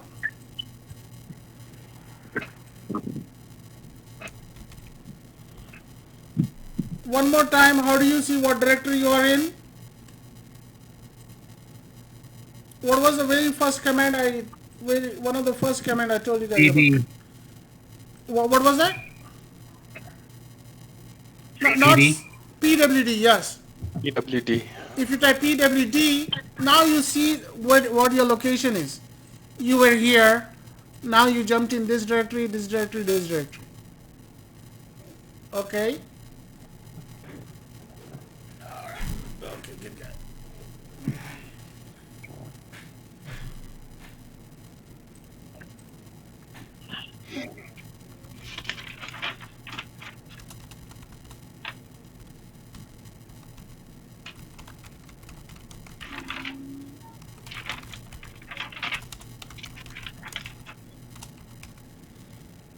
Okay, so you change the directory.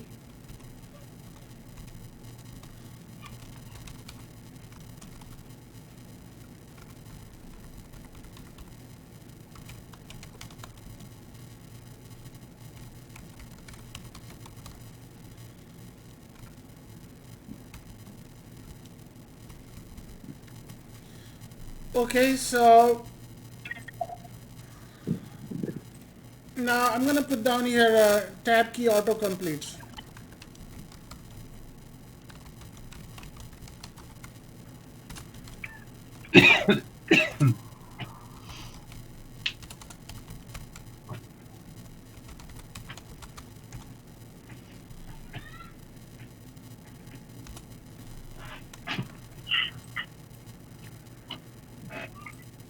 So tab key will autocomplete the file or directory. Yeah, name of the file or directory. Okay. If there are two things that starts with the same name or directory, it will actually give you the list. Okay, and I don't want to confuse you that now, but that's how it is. So now you are in the directory where it says pwd. You are into the black hat. Okay, now if you simply type cd and hit enter,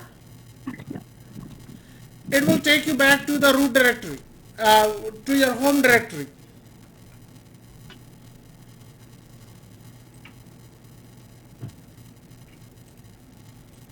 So cd, no matter wherever you are, it will jump you back to your home directory. And you did a mistake. Oh man, I got to go back to the previous working directory, but I don't know where I was, because over here it's not showing you everything, right? You've forgotten to type pdw or pwd, whatever. So if you want to jump back to the previous working directory, you type cd hyphen and hit enter. It will take you back to black hat. Oh, actually it's giving you the output too. Where are you?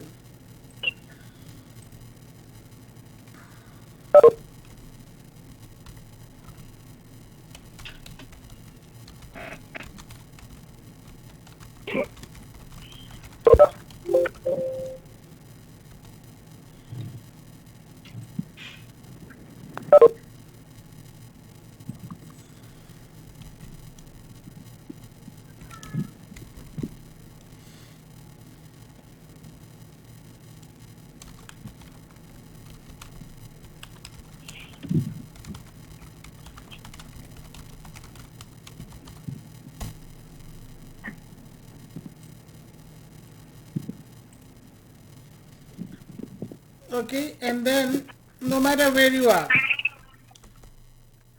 this will take you back to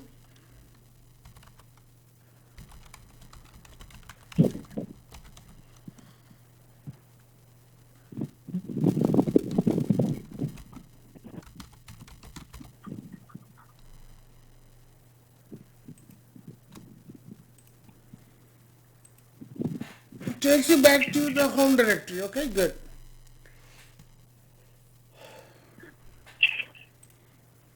Now, what I want to do is, over here I'm in black hat, right? I just want to come back to white hat. So, what do I do is, you type CD and you type 2 dots. Before that, ls-a.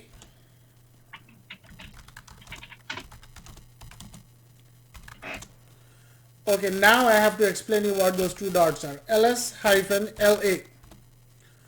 Okay, a directory could be blank, but there will be always be 2 hidden files in the, there will always be 2 hidden files or the directories inside any directory. Okay, a directory could be lonely, it would sit there for thousands of years and it wouldn't have anything except these 2 directories, okay? Why? I'm going to tell you what it means. Okay, so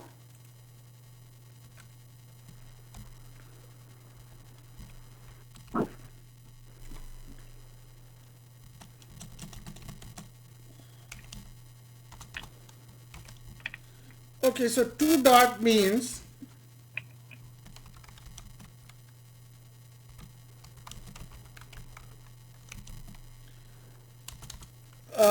means 2 dots is linked to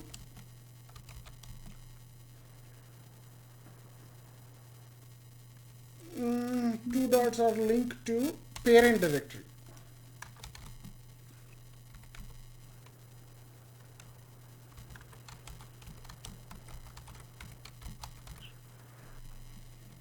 Okay, and a single dot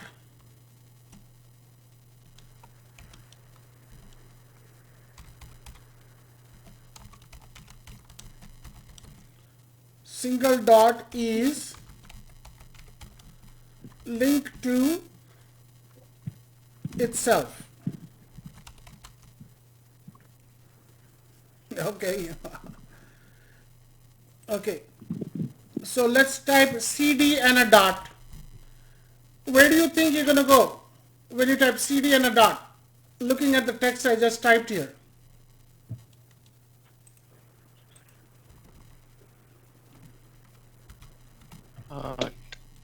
To black hat again. Yeah, very good.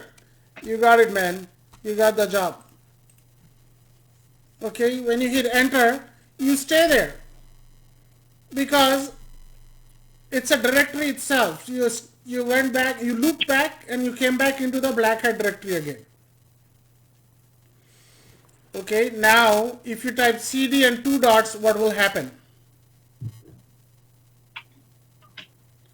You will go back to white hat. White hat. CD 2 dots, and you come back to white hat, PWD. And then if you do again, CD dot dot, where are you going to go now? Red hat. Very good. Very good. Oh, okay, makes sense. Okay, perfect. Okay, so I'm going to highlight this here.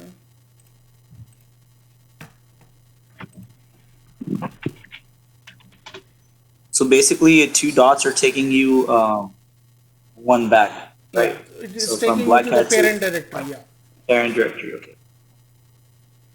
And the single dot is taking you back into the same directory. Perfect. Okay, and this is going to come in really handy. Believe me, when you be running the scripting and all that, all these things make sense. Okay, so now if I type CD space hyphen here, where do you think I will go?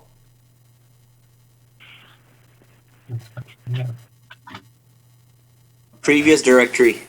Okay, very good. And what was my previous directory? White hat. Very good. See, I jump back to white hat. Okay, so before that,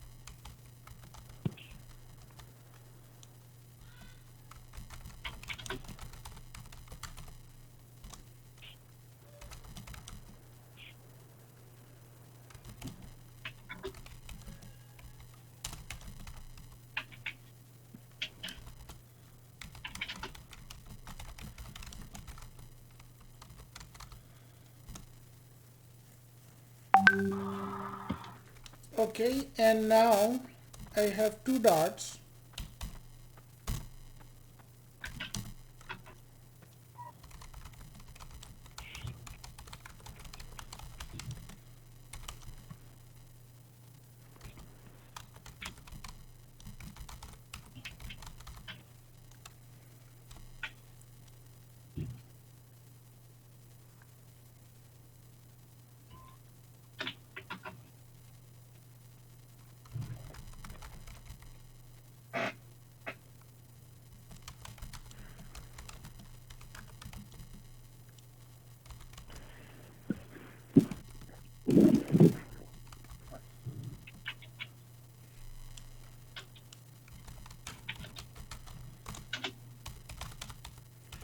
Okay, this is hidden and this one is hidden too. Both are hidden.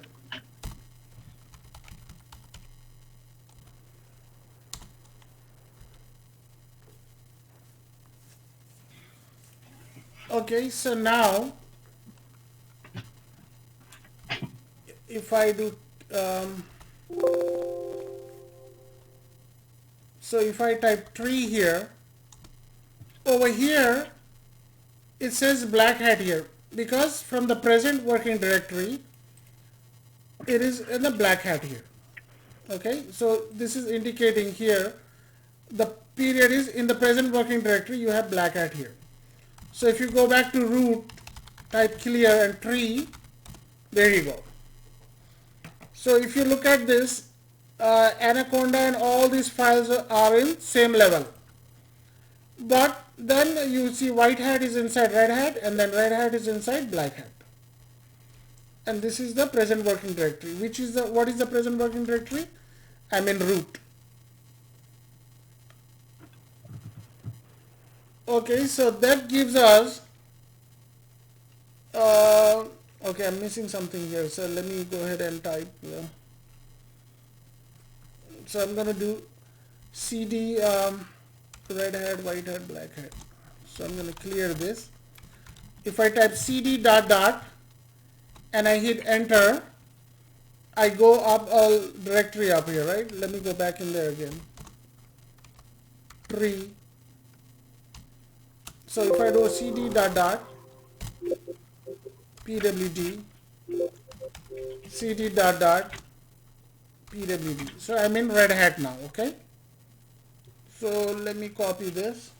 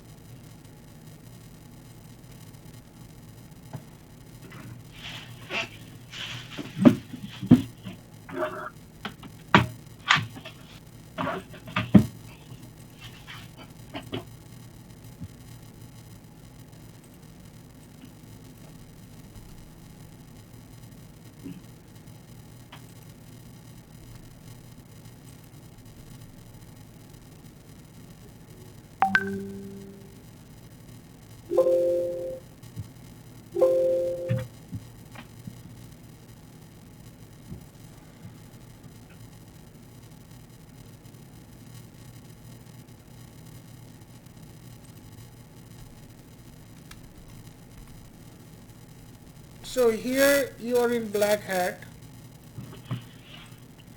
and when you type cd dot dot, it throws you into white hat. Okay, and then you type cd dot dot again, it puts you into red hat. Okay, now let me go back into black hat again. So if I'm in red hat right now, so if I want to go into black hat, what is the command? cd what? So Dot. here then I have to start from white hat. If you type tree, I want to go into black hat, right? So you want to type cd white hat and black hat.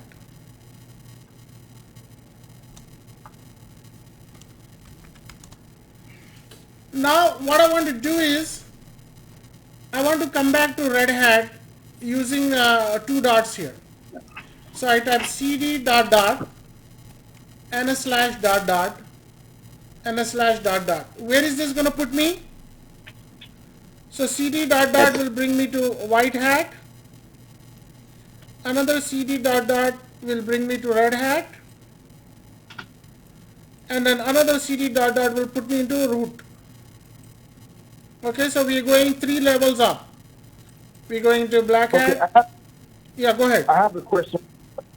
I'm still at the local host directory. I'm trying to get to red hat that you're in right now, and I put in cd white hat / black hat, and it's telling me no such directly or file found.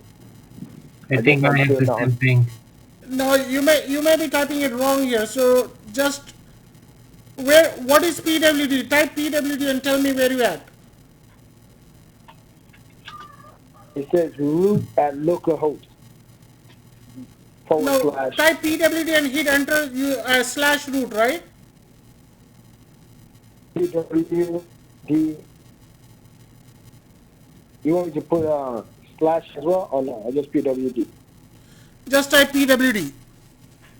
Okay, enter. Enter. And it shows root at localhost /. Yeah, because you keep going to root here. Just type cd and hit enter. Okay. Now type PWD. Okay, it's still showing root at localhost asterisk. No, what is the output? The output is. Let me move this on. There are 2 lines. The first one is /root. Do this here. Clear the screen. Yeah. So the output is okay. Let me clear the screen real quick. Change directory. PWD. It's just giving me /root. Okay. Then type tree there. Okay. Okay, now it's giving me the. Down on the bottom you see red hat, white hat, black hat, right? Yes, sir. It does. Okay, yeah. So you're not in the same place as me. So go ahead and go into that directory, cd, then type red hat, cd space red hat. Now get in the habit of using tab key on the keyboard. Push tab like 3 times. It will autofill it for you. Okay, I got it. And hit enter. Now type PWD. You should match this. What is highlighted on the screen.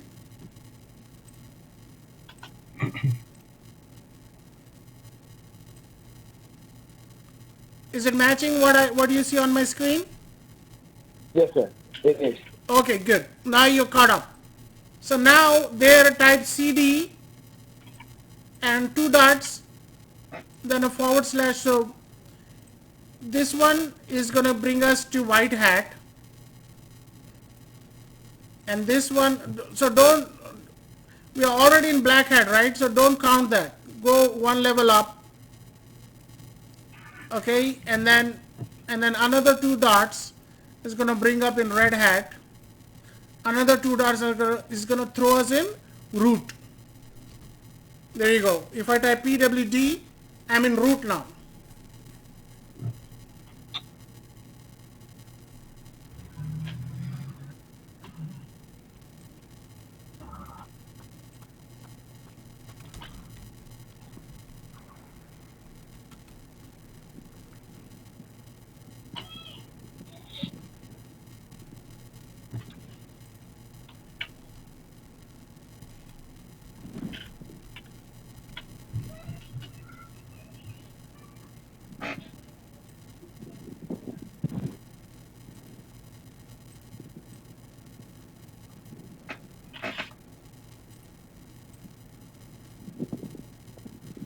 So we went from black hat, white hat, red hat to root.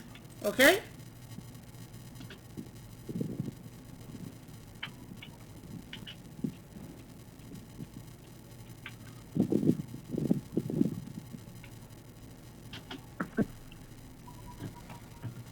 Okay, good. So now we're going to talk about the absolute path and relative path. Okay.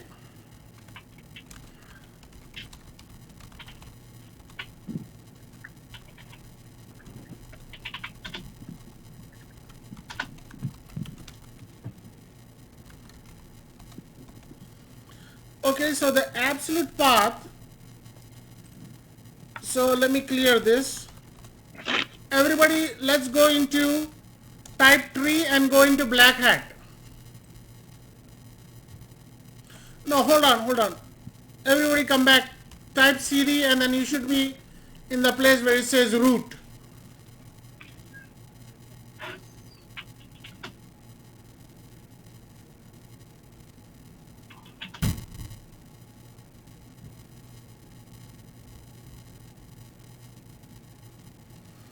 Okay, so now what I'm going to do is,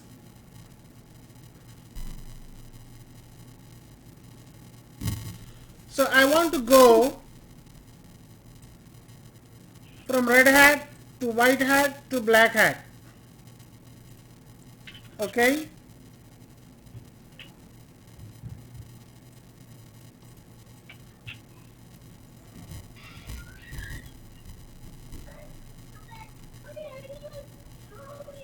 I want to go from here, I want to go from red hat to white hat to black hat. So I'm typing a path here, right? I'm typing CD, and this is called path. Red hat, white hat, black hat. So where is this path starting? It's starting within the same directory. If the path is starting within the same directory, it is called the relative path.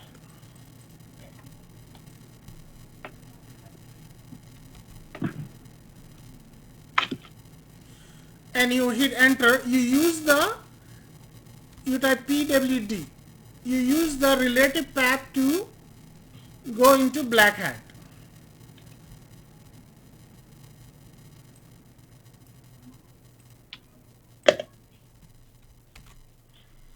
Okay, so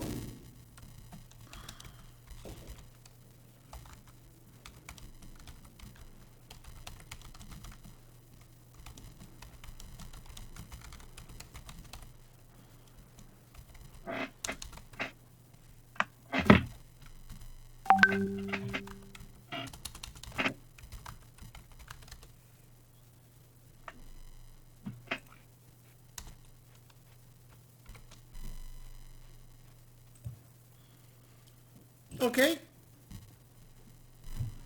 Now what else you could do is you could use, now when you type pwd, this is showing absolute path. This is showing you from the beginning of the operating system. Wherever you are, you use the relative path here. If you want to go into the directory using the absolute path, this is what is called absolute path here. Okay, so let me clear the screen. I want pwd. I want to go into the directory Red Hat. How do I do that?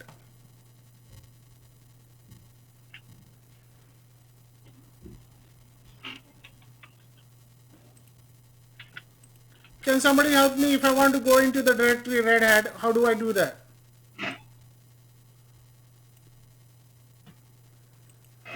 Type CD and then PWD. CD I and think. PWD? Dot? Two dots? Yes. CD. You want to go to Red Hat? Yeah. Okay, we're gonna slash two more dots and then slash. I think that'll be all. Yeah, very Like good. that. Very good. So it put me in the place Red Hat, right? Yes. So let me go back to Black Hat again.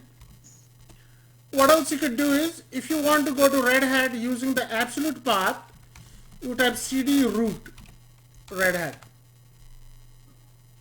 It's going to give you the same thing. There you go. You are in Red Hat now.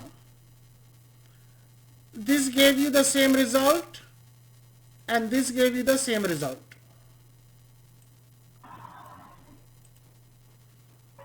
Okay, this is, with this is 100%. There is no chance of error. With this, there is a chance of error. Right? Okay, good. So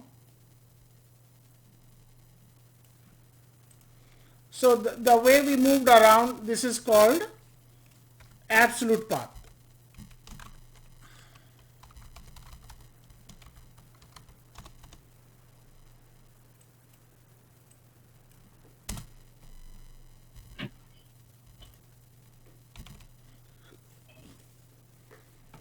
So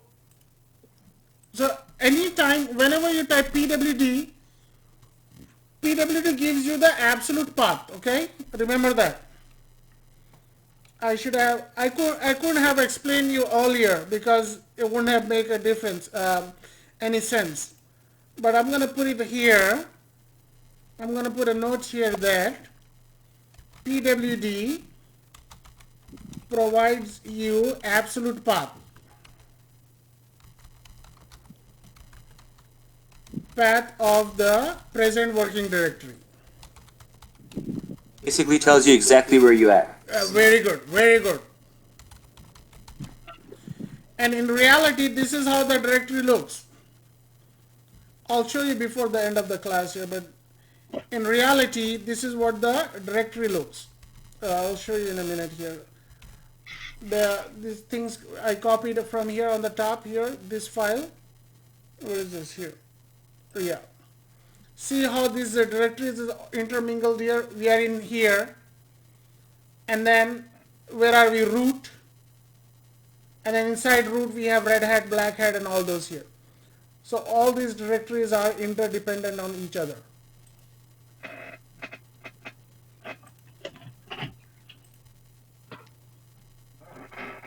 So let's get a kick out of this. If you go back to the absolute directory, which is the base, if you go to cd slash and hit enter, notice that it will tell you where directory are you in. It won't give you the full directory name, but it will give you the indication what directory you are in. If you type tree here, there you go. This is what it's all tree. I mean, I don't think you would be able to print this graphically. It's you got 12,000. Yeah, 12,000 directories and 78,000 files in it. It's just absolutely unlimited. I mean, this is how the windows are. They are dependent on each other. But you could see, okay, this file is inside this file here. But if you go all the way up here, oh, okay, I think the PuTTY, you know what, everybody go into PuTTY settings, change settings, and then behavior selection,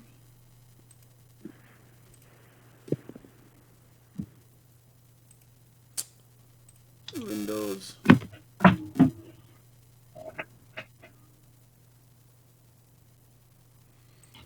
Okay, change that lines of scroll back.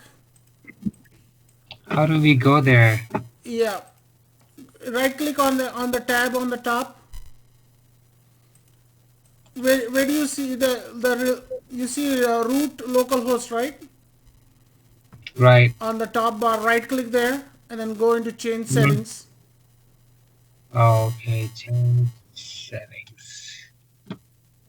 Okay, and what's the next step? And click on Windows on the left. Okay.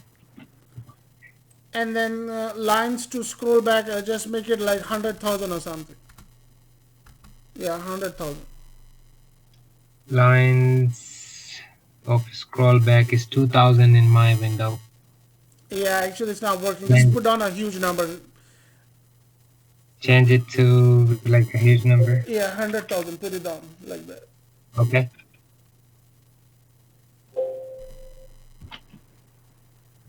And then hit apply. Yeah, apply. And then run tree again and see if it's gonna make us scroll back all the way up. I'm scrolling here and see if it's gonna stop somewhere.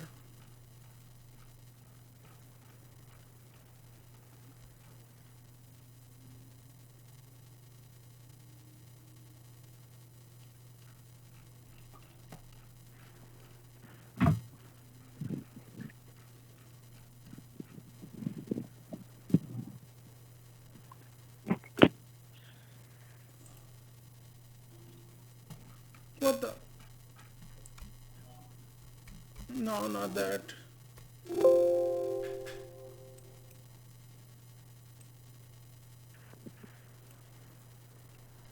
Yeah, I mean, don't worry about too much about it. But it's okay. You know, it has like thousands of files and folders in here.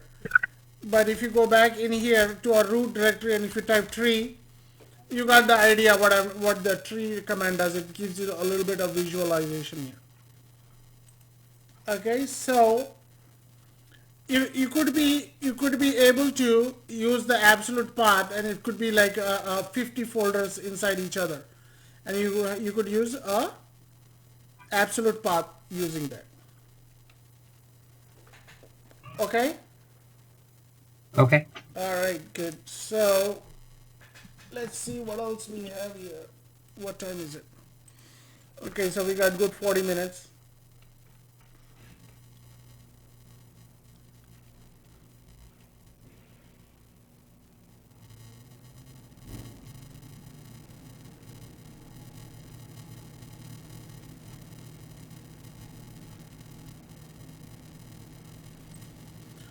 Okay, now let's do the fun part of deleting the files.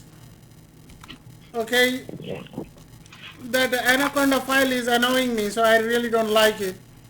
So what I'm gonna do is I'm gonna delete that. I type RMA and I use the tab key, okay? Because sometimes you will run into situation where the files are very weird and it has a long name in there. So you just give a little A or whatever and you tab it, and then it will help you autofill it for you, okay? It doesn't do it for me for some reason. I don't know. The tab Do key you is have that just. file there? I am exactly where you are right now. But when I type RM and then hit tab, it doesn't do anything. No. Give the letter A. Oh, okay, got it. Now Yeah. tab it. Okay, I'll show you how the other tabs work other times here. Give me one. I'll show you in Okay, a I minute. can. Yeah. Okay, so the Anaconda file is auto-filled here, right? And you type, so Yeah. this is to remove the file here. So you type RM and then hit enter. It's asking you a confirmation, regular file. Yes, you type Y and hit enter, okay? That's it. The file is gone. There is no way you could get it back in Linux.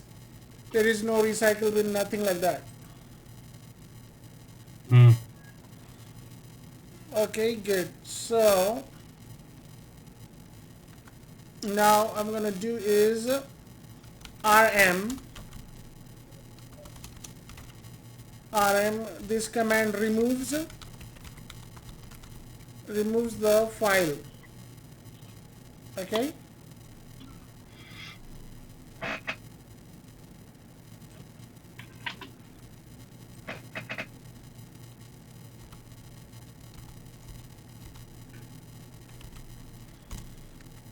Okay, now if you type, if you do ls, the anaconda file is gone. Now I'm going to remove the file 1. I'm going to try a different option. I'm going to do rm hyphen rf, and then I'm going to type file 1 and hit enter. So what is this going to do is R stands for recursively and F stands for force. So it's not going to ask for any confirmation, it's going to just do it for you. That's it. Once you hit enter, that file is gone. There is no way you could bring it back.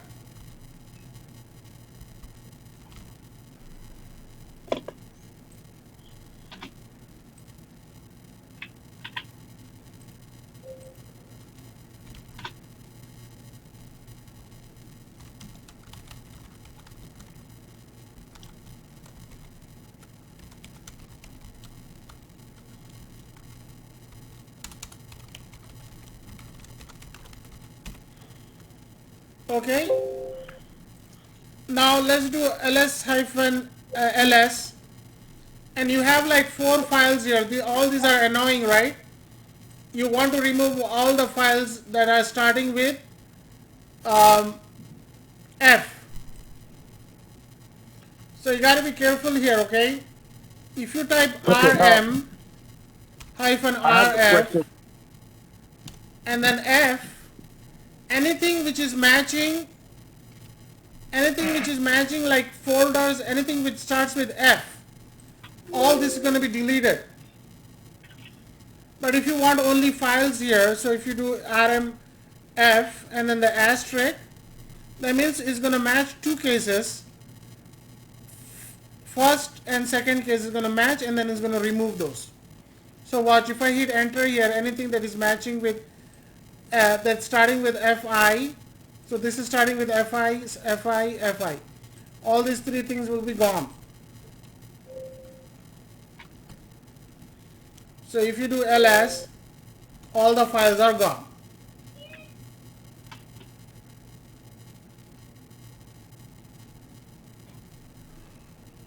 And same thing with the folder. If you do fo,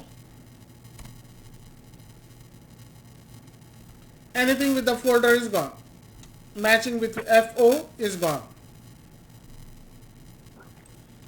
So this is called wildcard.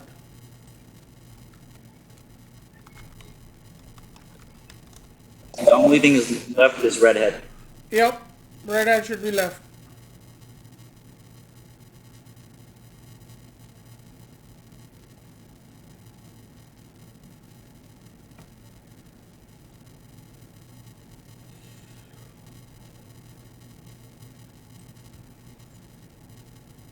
Now, what happens if you remove redhead? All the folders and files inside is going to be gone. It's gonna be gone, right? You got to be careful with all that here. So RF is very dangerous command here, guys. The most dangerous command is rm hyphen rf and the asterisk. It's going to delete everything, files and folders and everything. Here, so give me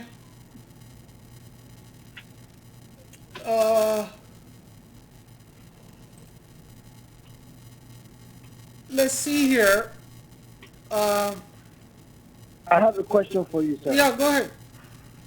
So I'm not sure which command that I typed, but now it's not even showing me, like on my command line. The only thing that I see is just the bracket or the arrow. I mean, the tip of the arrow. That's the only thing that I'm seeing right now. Do ls there. I put ls and it's not showing the other part where it shows the post and everything. Yeah, because you use the dangerous command here. So let me connect to your computer. What is the ID? Let me. It's 469 209 539. Okay. And the password is 4x4ui9. X for U. X. 4X4UI9. Okay, please start again. The ID is 469209539, Okay. and the password is 4X4UI9. Okay, I'm in.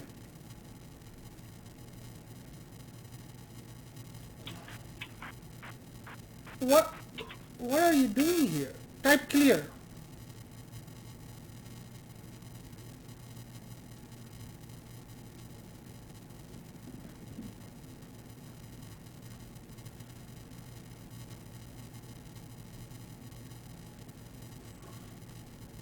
Type history. I'm sorry? History.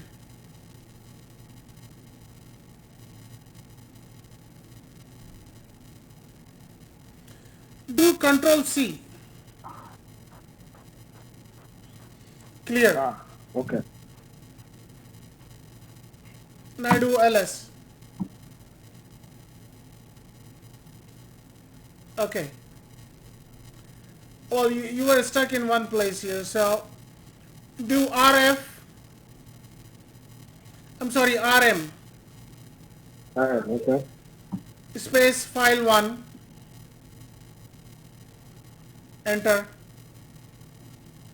So it's asking you for the confirmation. So Y and hit enter. I'm sorry? Push letter Y on the keyboard and hit enter.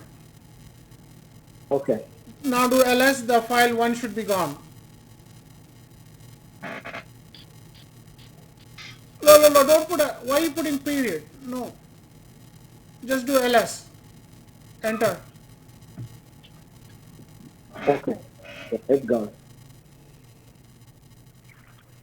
Okay, now if you want to delete bunch of files that starts with fi, type rm, Alright. then hyphen rf,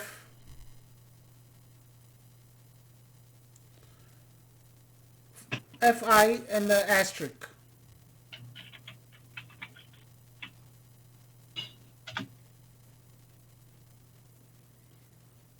Yeah, the asterisk was, you have to hold the shift and push number 8. Yeah, there you go. And hit enter. And you do ls. See, all the files are gone now. That's why it's in blue. Is that why it's in blue? Or? I'm sorry, what? Okay, I see. Okay. Now I was wondering, is that why it's in blue letter? Because it's gone? Yeah, you were stuck in one place here. It's you are in edit mode here. We'll talk about the place you were stuck in a little later. Okay. All right, so let's continue. Thank you, sir. So now we also have deleted, right? If you want to do rm-rf space fo and asterisk, it will delete the folders too.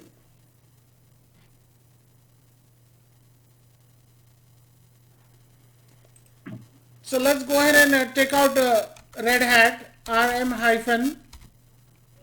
Before that, let me create some files here.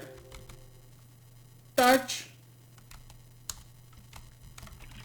file 1, x file 2,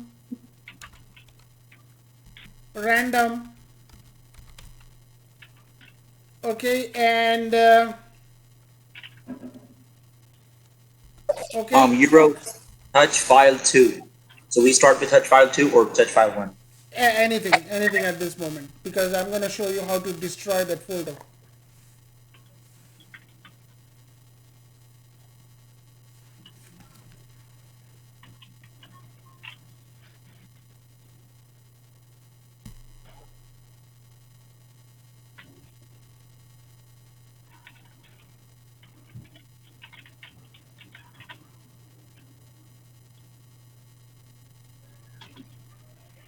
Okay, so you have a bunch of files in here, right? So what I'm going to do is rm hyphen rf and the asterisk, okay? And hit enter. Everything is gone.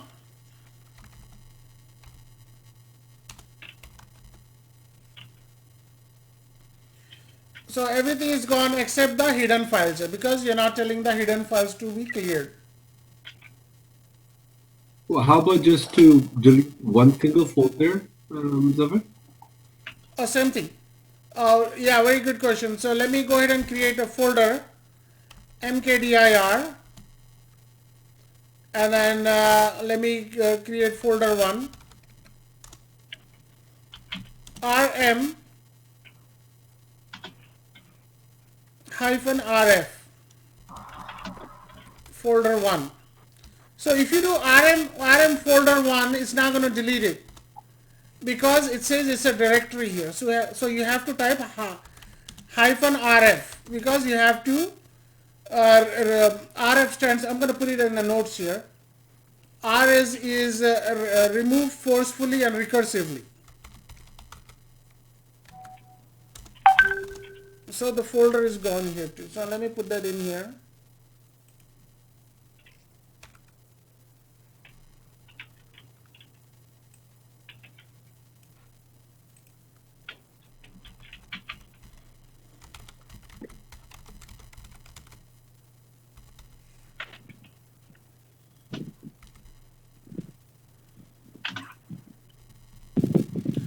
So a folder has a delete protection in it, because obviously the folder could be holding a lot of stuff in it, right?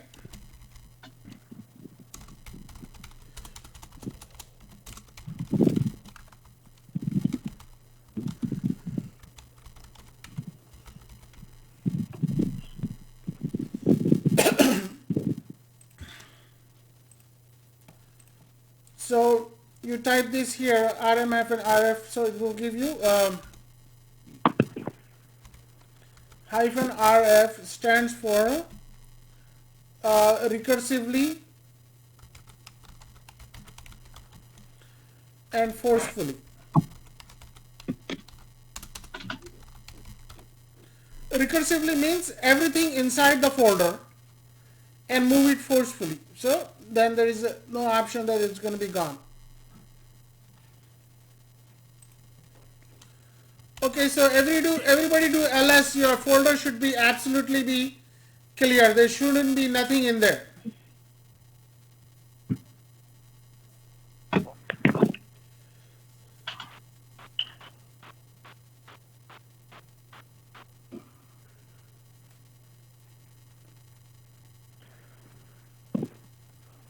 Okay, so let's create some files, and then we're gonna start copying the files in there. So I'm gonna clear it. So I do ls, there is nothing in there. Or if you want to delete the hidden files, rm hyphen rf, okay, then a period and an asterisk. So all the hidden files are going to be gone.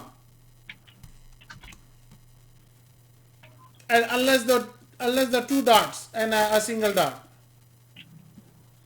So if you do ls hyphen a, everything is gone. So there is nothing in the world that will get rid of these two directories. Present working directory and previous working directory, which is a parent directory. Okay, good.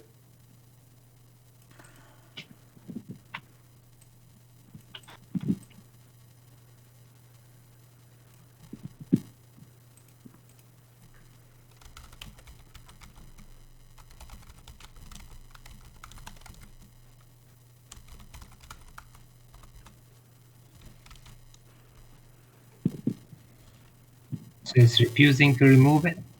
It will never. Yeah, you won't. You can't remove them. So that's the hidden file that we can't remove. The two hidden files you cannot remove is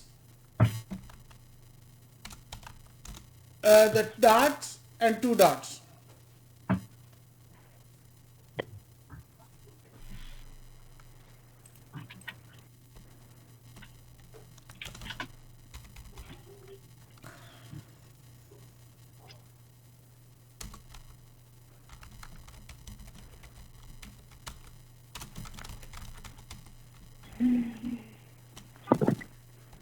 So does that mean we just can't remove it?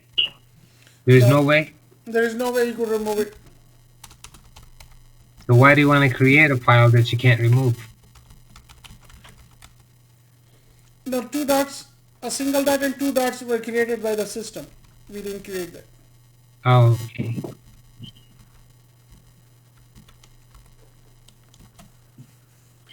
So the idea behind is why you cannot remove it is the dot is a, if you look at previously for what I've said, a period is a link to itself, okay? So you cannot remove while still in the same folder. And then this one is a link to the previous working folder. So you need these two essential things for a folder to be working. A present working directory to be working, you need these two essential folders.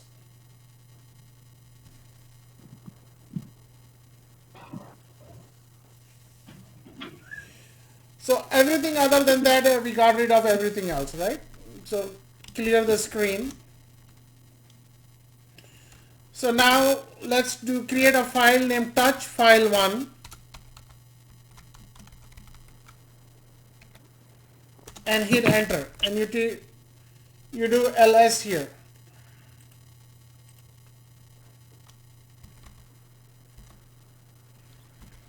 So we're gonna do the copy command. Copy command is cp. cp, I'm gonna give file1, and then I'm gonna give file2. So what will happen here is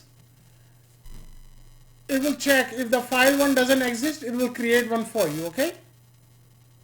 So if you hit enter, you should have two files now. File1 is a copy of file2.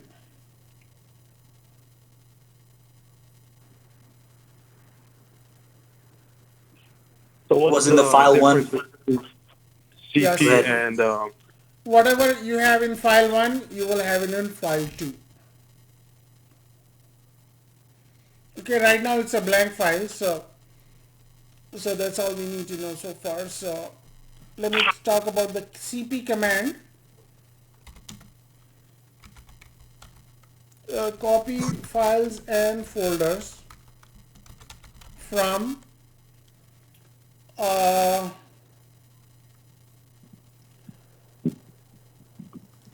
copy files and folders from one place to another.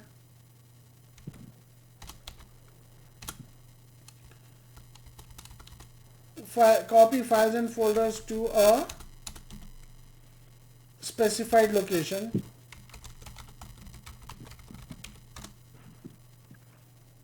And then you can use absolute and relative path to copy.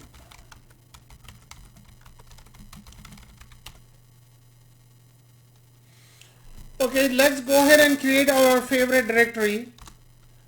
We're gonna go ahead and create a favorite directory, okay? mkdir -p red hat, white hat, black hat. Okay, so make sure you're typing it right here. It's possible you may not type it right. So I'm going to create the directory again. And if you type tree, the directory is there. So now what we're going to do is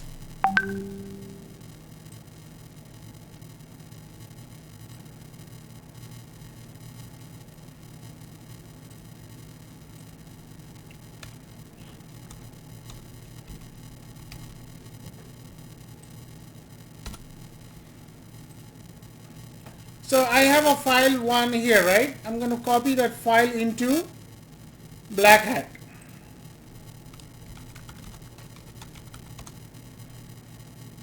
Okay, so can somebody have any idea how do I copy?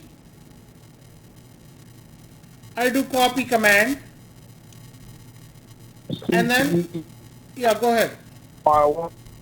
Yeah, file File 1, one. destination, I mean the source, and the destination. Do you specify that it goes in red hat, white hat, and black hat? Very good, man. You got the job.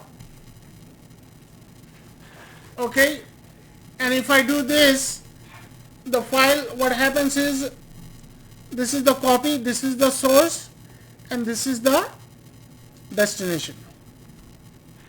So if I type tree here, I should see a file in there. File 1 is copied in here. Okay, so let me copy this here. So the file 1 is copied into black hat? Yes. Right? Okay. Right. It's copied, right? So it is going to be present in both places. Okay. But now the file 1 in black hat is independent of file in the original place. Out to white hat, then how would that happen? Huh? What is the question? I think he wants to know if you want to copy it into white hat, then you just stop at white hat. So like it'll be CP, Yep. file 1, red hat, and then white hat, and then you stop there. Yeah, stop there and copies in white hat then. Oh, okay. Very good. I think you guys are, I mean, this is the best class ever. I'm going faster. I'm going 1 hour faster for you guys, and it's, I mean, you guys are getting it. I'm happy how this is flowing. The hard part is to remember all these commands. Huh? The hard part is to remember all the commands. Here's the thing, until you're done with the class here, I don't want anybody to go online and search up anything, because what is going to happen is you will going to see the commands online a little bit complex here, okay? So whatever you have in the document, just stick with it. Once you're end of the class towards or you're done with the class, then you would understand how the other things are working. Because if you see the examples online, how do I do this and that, then you're gonna get confused, because in the Windows or in the IT environment, there's always many things of doing the same thing. Okay? So now I'm going to split this up here. I'm going to split the command and I'll explain you what it has. So we have this command here. So I'm going to type it here. So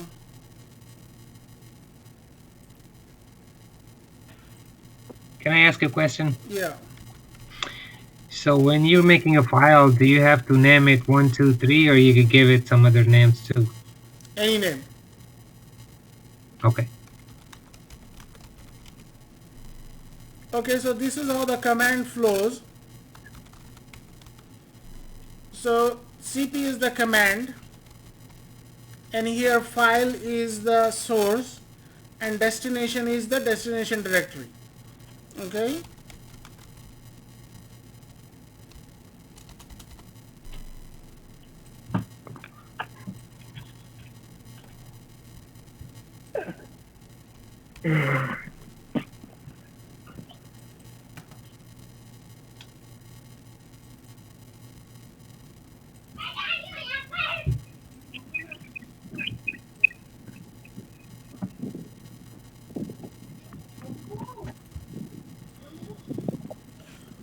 Okay, so now what I'm going to do is I'm gonna copy it into black hat, right? I'm gonna copy it into white hat, the same file. Or let's do copy file 2, and then I'm gonna copy into the white hat, but I want to use the absolute path. So how would the absolute path work?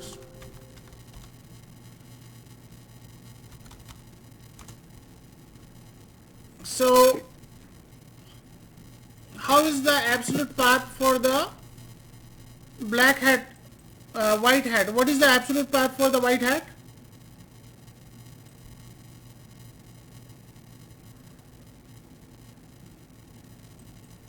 Are we transferring the file too? So it will be Yeah. CD file, Uh-huh. red hat / white hat. No, that's a related path. Absolute path? Absolute path. The dot. No.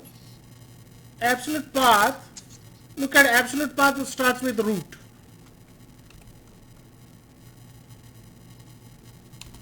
Okay, Oh. copy name of the file. I'm going to copy file 2. And then I did pwd, right? So this is the present working directory. Mm-hmm. And then what is going to be in there then? I want to go to white hat. So I'm You at do red hat. Yeah, red hat. And then white hat.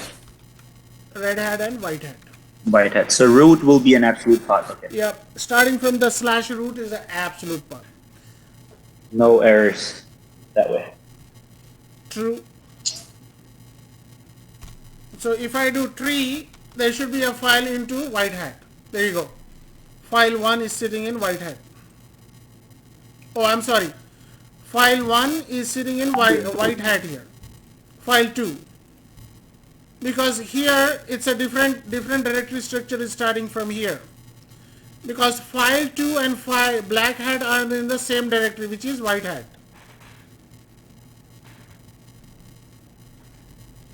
So if I go to this folder here, white hat,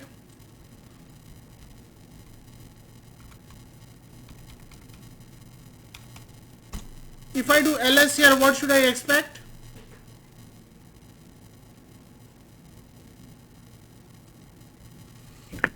So I'm here, right? And I do ls here, what should I expect here? File 1 and file 2 and red hat. No. You're gonna get all the files under white hat. So file 2. And?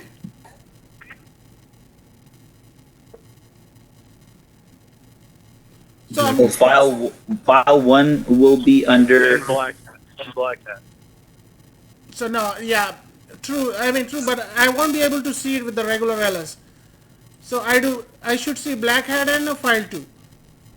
There you go.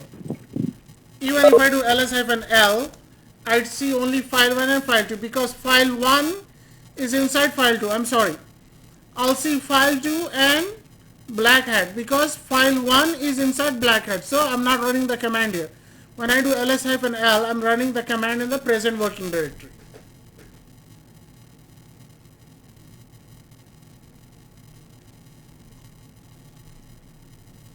Okay, now I want to copy file 2. I have a question for you, sir, before you proceed. So Yeah. when I have the same diagram where everything is under red, red hat, like I have file 1 under black hat and file 2 is under white hat. But when I did the ls, it's showing me file 1 and file 2 on the red hat instead of black hat, like you have it. Yeah, what is your present working directory? pwd.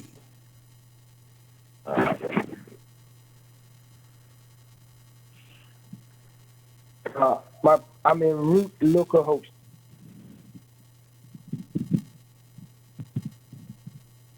Okay, so change to white hat. Go into cd red hat white hat and do ls-l in there.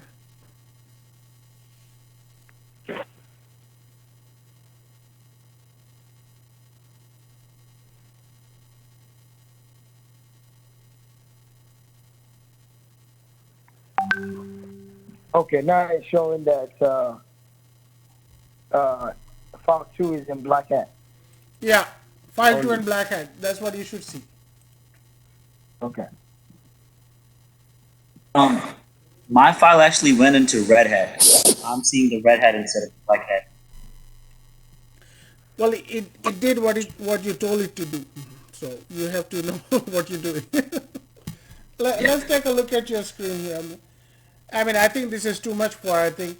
All right, let's go to everybody's screen and see how they're doing. Give me your screen.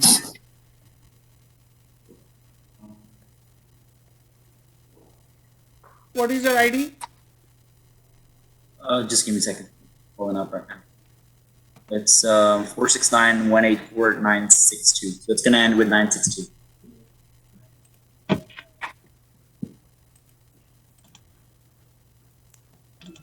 Okay, password?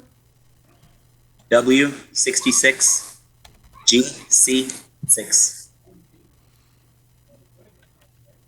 W66? GC6. Okay, got it.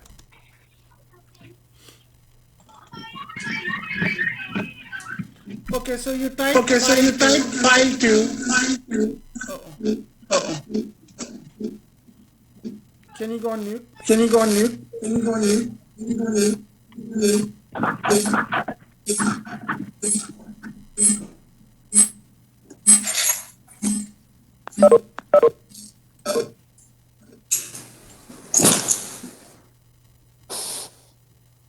Okay, can you hear me now?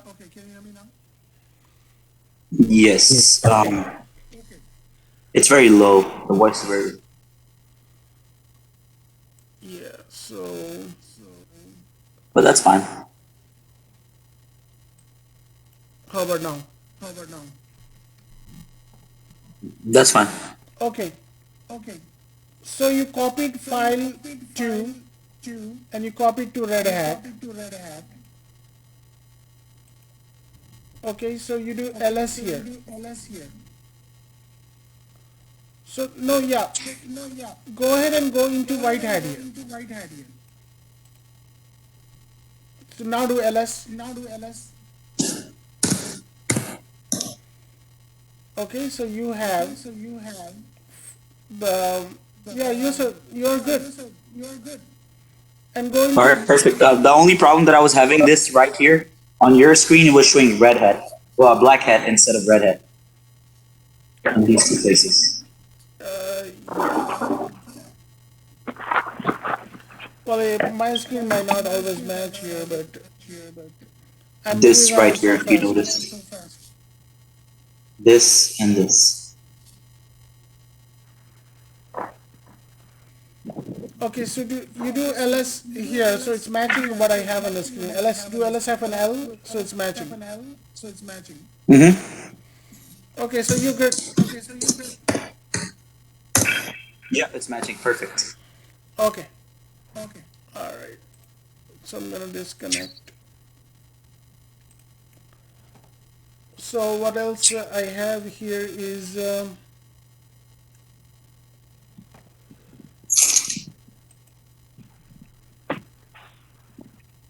CP.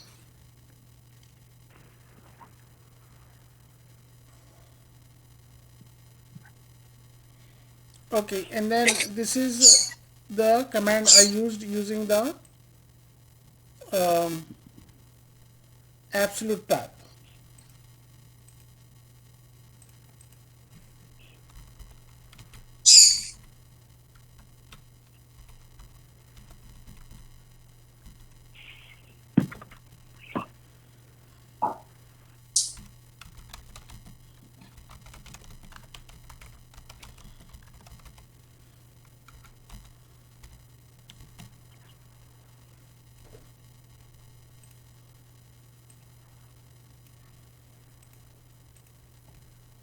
So whenever the root is involved, that means it becomes an absolute path.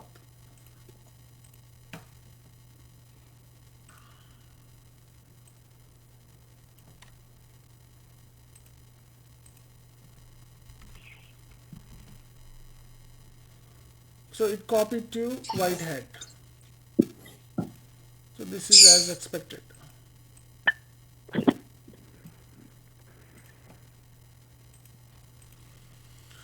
Okay, so I think we're out of time here, so I'm going to stop here and then we'll pick up tomorrow where we left off. Okay, so I'm gonna save this and then upload the recording, and whenever it's ready, then I will let you guys know in the text.